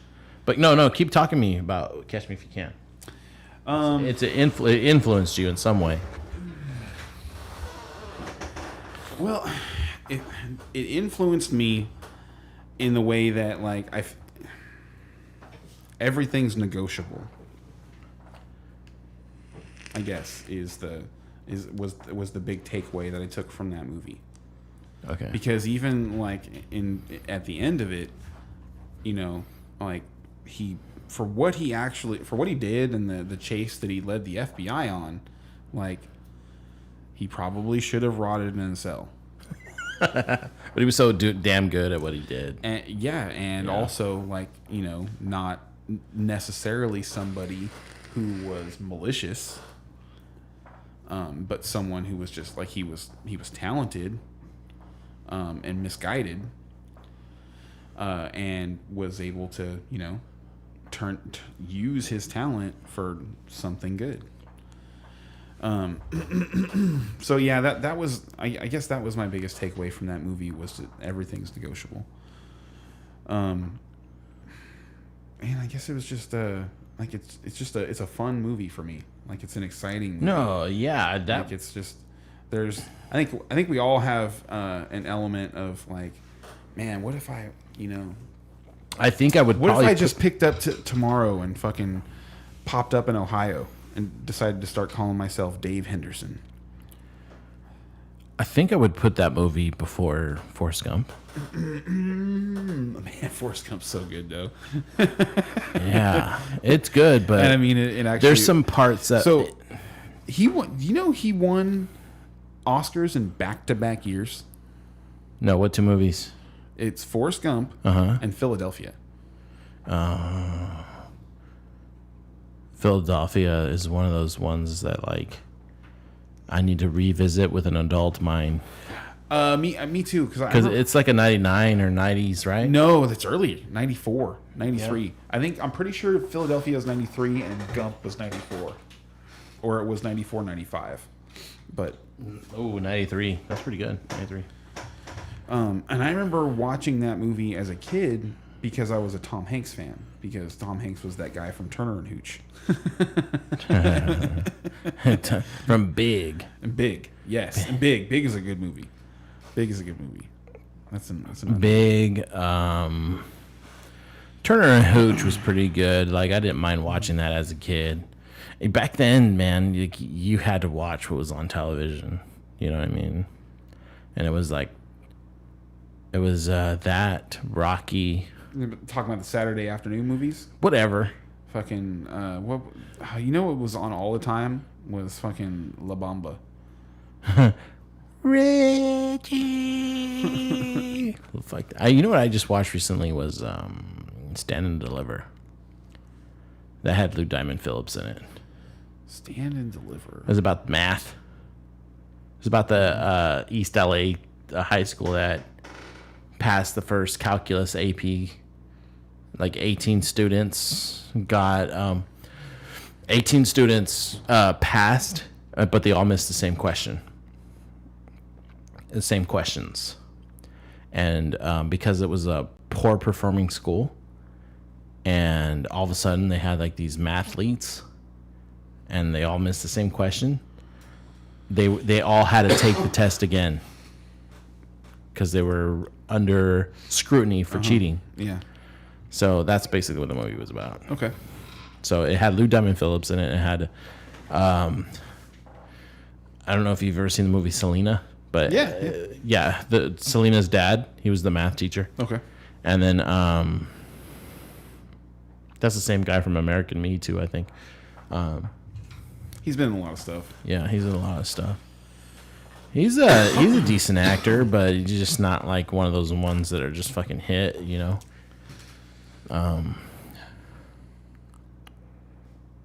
Friday's probably up there in comedies. And then you got like, But that's a prequel. yeah, it's not a standalone. And then you fucking mix it with like that made Chris Tucker, and then Chris Tucker did the Jackie Chan role with Rush Hour, and then that one didn't stand alone. So many, like Predator would have been a great standalone, but I love that it's a franchise. Like Terminator would have been a great standalone. But the second one was so much better than the first one. Was it? Judgment Day was way better than the fucking. No, I mean yeah. it was. No, there was a lot more money spent on it. Hold on, but Judgment Day was one of those movies that you can consider ahead of its time. I don't know if you would call it CGI, but the CGI back then. Oh no, it definitely Yeah. it was, but that's what I'm saying is like if that's like to me that was the only upgrade. Like in terms of like the story and You don't think the action was better? No, because it was more it was more CGI. Whereas like dude, you watch the first Terminator, that movie is terrifying. It is scary. It's probably meant to be more terrifying. Yes, that's the idea. It's supposed to be scary. Whereas, like, as it's gotten, the franchise has gone on, it's more about, fighting back against the machine. You know what I mean? You know what movie I just watched with my son? 1984, 89, somewhere around. It was the 80s movie, The Breakfast Club. That's a good one. And I told my son, sit down and watch this movie with me. That's a movie that's worth talking about for sure. And it's rated R, and my son's 11. Mm-hmm. But it wasn't. I think it's rated R for the times. For the times, yes, because there's not. I don't think there's nudity in it. No, they just talk about sex and drugs a lot. Yeah, but they don't even do drugs in the movie. Yeah, they do. Do they? Yeah, they smoke weed. They smoke a joint. They smoke weed. Yeah. Yeah. So I watched that movie with my oldest, and he just like, I think he was borderline crushing on Alice, or Allison, the basket case. Uh-huh. And I was like, I could see why. Like, I could see why you would like crush on her. You know what I mean? But he was like, this is a really good movie. And I was like, it is. And like my wife was like, why would, because to me it was a big deal. I was like, I need you to watch this movie.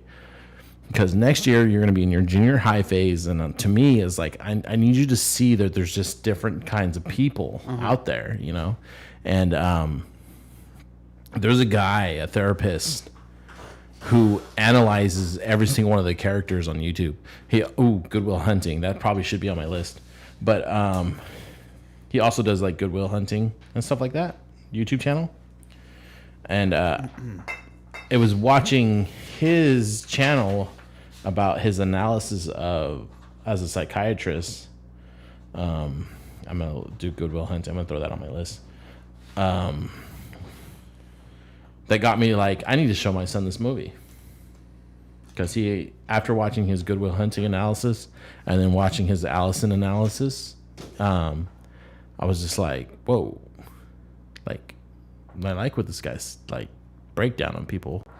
And it just kind of goes to show like the insecurities and why people act the way they do, what could be going on in their life.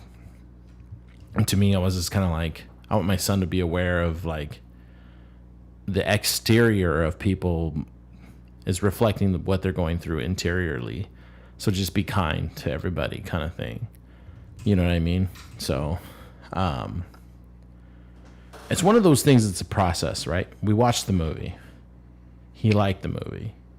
He liked the characters. Later on, we're going to go through the process of identifying why each person and their personality acted the way they did. Yeah, I didn't want to overload him, But it was just kind of funny because, like, he was borderline crushing on Alice. Allison. I keep calling her Alice. And then my youngest came in, and he was, like, just laughing and giggling at what, like, the stuff that Allison was doing. And then he would run off because he's fucking 8 and doesn't have the attention span to sit through that movie. So it was just kind of, like, funny to me, But, yeah, that's a good movie. I don't know if maybe it deserves to be in the honorable mentions. I don't know if I'd put it in the top 10, but it's just... Yeah, because it's kind of like putting... there's a bunch of those 80s movies that have good messages and stuff like that. Like, what is it? 16 Candles. I never watched that one. It's still with Molly, but I never watched that one. That's a good one. I've only seen, like, clips and teasing, like, this and that, them teasing it, but... Oh, dude. Top Gun. I was looking forward to Maverick. I heard a rumor, though, that he... Tom Cruise checked out every hotel room at the Palace on his floor because they did some of the Maverick shooting here. Oh, I didn't know that. You didn't know they did Maverick shooting in Lemoore? No, I did not. No. Okay, yeah. So they did some of the That makes sense, though. That's cool. Yeah, they did some of the Maverick shooting there, and so he was staying at the Tachi Palace, and he rented out every room on one floor, and he was like a real asshole to everybody. That's what I heard. Really? Yeah, I heard that. Well, I mean, if you were Tom Cruise and you were stuck in fucking The desert. well, I mean, it's the Central Valley. I So if you're like stuck in the Central Valley shooting a movie, there ain't shit to do here. there's nothing here, dude. What are you gonna do? There's nothing here. It had to have been miserable Yeah. compared to what your everyday life is like most of the time. And that's the thing is like I imagine that a lot of them put up with a lot of stuff when they're in like exotic locations because they're in exotic locations.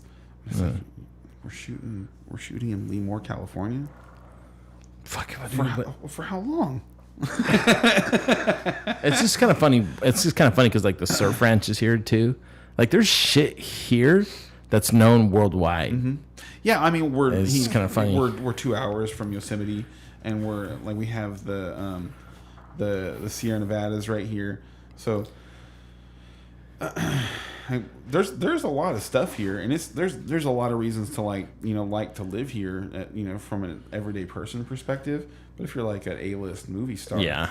like that's basically being on quarantine. Yeah. What do you think of your new setup, dude? Like you can hear yourself a lot better, This has been much more comfortable. Yeah. and you can hear yourself a lot better. Yes. Yeah. I can actually hear myself. It doesn't sound like my voice is going in and out. And Yeah, I'm so glad that I figured that technical. Before I was trying to, to make if I wanted to make sure I was being heard, having to get close to the mic. Dude, the quality is only going to go up now from here. Well, the thing that sucks, I don't think I have room really for a fourth person. We can make it happen.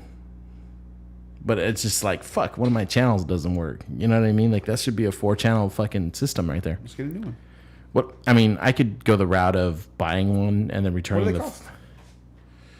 That's like $160. Okay. I could go through the route of like buying it and then returning the fucked up one. You know what I mean? Like, you could always do that. Like, I don't think the identification number, like, there's an identification number on them or anything like that, but it's one of those things where I'll cross that bridge. I mean, obviously, we struggle to get a third person in here. Yeah, when there's a third person all the time and a fourth person wants to be coming in. Yeah. Yeah. There's a lot of other things I want to do, too. Like, I want to get a better chair, and then I want to get another chair here. Like, because that's my old chair. This is a Lazy Boy. This thing's fucking amazing compared to that fucking thing. Lazy boys are nice. It's a Lazy Boy fucking computer chair. It took me like 2 years to finally like break down and buy it. But now I want to get a second one and then possibly a third one. So there's like shit on the list. And the skits thing though, man, like I do want to give that a shot. But I need people to be comfortable with giving it a shot and knowing that it's going to be terrible at first. You know what I mean? Like, dude, like, it's gonna be terrible. No, I'm okay with it. I'm comfortable. Good. So we're gonna need one more. So, who were the? I know the first person you were talking about, Alex. Who was the other person you tried? And they said no. Oh, my friend Brian. Brian, he has interesting perspectives about things sometimes and insights as to like how people's minds work sometimes. So I thought he would have been interesting. But he just wasn't down to. No, he had been at work. He works for me, and he'd been work here all day, and then had come back to Visalia and didn't want to come back to town. Yeah, because of the traverse. Yeah, it's too the hard. distance is so hard. Yeah. But yeah, man. Did he seem to be like maybe some other time or? I don't know. Like I don't know. My other co-owner Justin would probably be interesting to have on the podcast, but he's kind of a wild card. What do you mean by that? I don't know how else to say that. He's kind of like he's not gonna. Every once in a while he will go pretty deep on a tangent, and have some profound things to say. But most of the time, he's just kind of joking around. So, and slippery. Does that make sense? So while it would be entertaining, I'm not sure you'd gain anything from it. So there was one person, But that would be on purpose on his end. There was one person I had in mind for a third that I didn't ask, but it was probably like a 50-50. But he's swinging really left right now, and I just didn't want to fucking get in like a political argument. Well, that could be fun. I just didn't want to do it today. It could be fun. I just didn't feel like going that route today. You know what I mean? So, so I was just like, I was going back and forth. I was like, you know what? That's not where my mind is right now. So I don't want to, if I could go that right route. You know, so I just like, we'll hang back maybe next time. And what, you know what though, dude, learning, talking to people, I'm learning that, here's my perspective right now with COVID. They're the people who, I look at it like this. They're the people who go, this is our new norm. I have no idea when this is going to get better. So I'm going to live my life like this will never get better. And I'll wear my mask when I wear my mask. I'm going to socialize with who I want to socialize with. And I'm just going to move on with my life. Mm-hmm. And then there are those people who are taking the extra precautions because they're a little bit more optimistic and think that this is going to end someday. Mm-hmm. And sooner than later. So they're just going to suffer more now. And then their freedoms will be returned to them. Uh-huh. And then there's one other type. There's always the other type, right? But those are the two types I'm like giving the pass to, I guess. Mm-hmm. But what type are you talking about? Oh, the ones who've been calling it a hoax the whole time. Calling what? Calling it a hoax the whole time. Oh yeah, people who anti-maskers. I mean, the virus is real. Maybe the pandemic is a hoax. Come to me with facts if you're going to go that route. Yeah, but I mean, for me, it's like, so there's a couple of things that are interesting. First, you don't want to just automatically be doing things that people tell you to do, like ever. You should never do that. So just, buying into what the government says in terms of we have to wear masks because this is the only way to go, like that's not a healthy way to be. But the thing that's funny about that is that typically when the government is telling you things and you're worried nowadays about whether or not that's going to be something good for you, you're worried about the benefit for the government when you do succumb to that request, right? Sure. Like, what is it they're getting out of it? So the thing about this one, in terms of like they're asking people to wear masks, I'm struggling to see where the government benefits from that. And the reason I say that is because their strongest the strongest surveillance systems that we have today use facial recognition, which is completely thrown off when you wear a mask and over then you your throw face. sunglasses over that. Yeah. So like they're asking people to do this. So and not just asking people, but they're telling people they need to be doing this. And so I don't see this particular situation as the government like trying to obtain some sort of power over us that they didn't have before. And I think whereas a lot of people who have just been anti-mask the whole time, that's been their thing that they go to, is that they don't trust the government.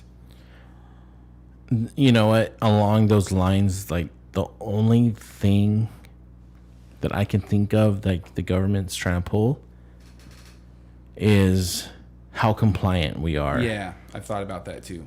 Like, if we implement this, what percentage of Americans are going to go along with it? Mm-hmm. And which is just like a test for some other thing down the road. You know what I mean? Yeah. And I'm not saying that's true. I'm just saying like that's the only thing I could see along the lines of what the government is getting out of this as a test phase to see how compliant we'll be as Americans. How much further do we need to drive these people to rely on us, you know? So when you went to Visalia, did you change your registration for voting? Or are you voting still like... I have to re-register. Are you going to be able to do it in time to register for like... Yeah, because it doesn't... In California, it doesn't end until the... Voter registration doesn't end until like the 19th or something like that. I got mine, like, that's my wife's right there. I got mine right over here. I just need to finish the vote. There was that, like, TikTok where it's like... You see the dog face TikTok, right? With the ocean spray. Have you seen that thing that went viral? Mm-mm. So this guy, dog face. I don't get on... okay, so when people look at their phones all the time. A lot of people are like watching videos. They're on YouTube. They're on wherever they're watching videos from. I never do that. Okay, so I miss everything. So this guy does a TikTok with ocean spray cranberry juice, and he's on a longboard drinking this cranberry juice, just chilling to this song. I can't even remember the song. He starts lip singing and just chilling, right? Drinking this ocean spray. It goes viral. Because this guy, like, his name is Dogface. He's got a fucking feather tattooed on his head.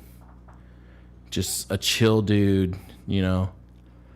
And the writer of the song did the same thing because of him. So duets, drinking ocean spray while listening to the song. So Ocean Spray gets involved. And the CEO of Ocean Spray does the same thing. Okay? And then Ocean Spray buys this guy a truck. Filled it with Ocean Spray cranberry juice and gave it to the guy. Okay? The guy lives in a trailer, like in Utah, Ohio, one of those states. I can't remember. Idaho, one of them.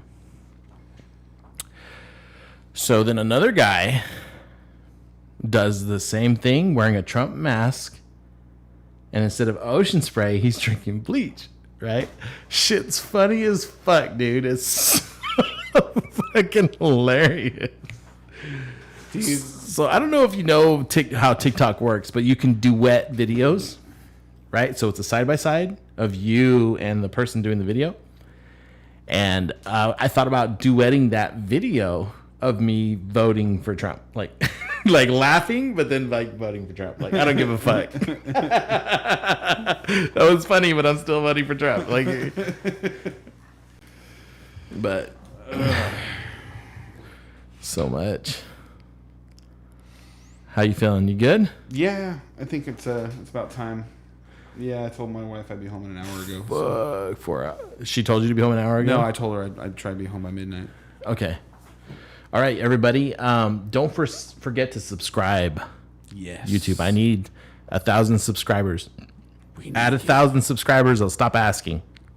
But as of right now, please subscribe. Well, at 1,000 subscribers, you don't have to ask anymore. You just start telling people what to do. At that point, I'm a boss. No, 1,000, I'll stop asking. But I need to get to 1,000 so I can start getting this podcast self-sustaining. Tell your friends. Tell your friends. We talk about stuff. All right, everybody. You want to do your plug? Hey, yes. Command Zone Games and Hobbies, everybody. Hanford, California, the best place in the valley to get Magic the Gathering, Pokemon. What else do? We do 40K board games. Man, we do just about everything. We're even into video games now. You do a lot of shit over there. You know what? They actually just started allowing people to eat inside in Fresno again. So we're getting real close to having events again. I want to do an event at your store. I want to do when all this stuff goes away, because I do a chess club. Oh yeah, that'd be great. I would want to do a like a Friday, Saturday night chess, like play pizza and chess. Absolutely.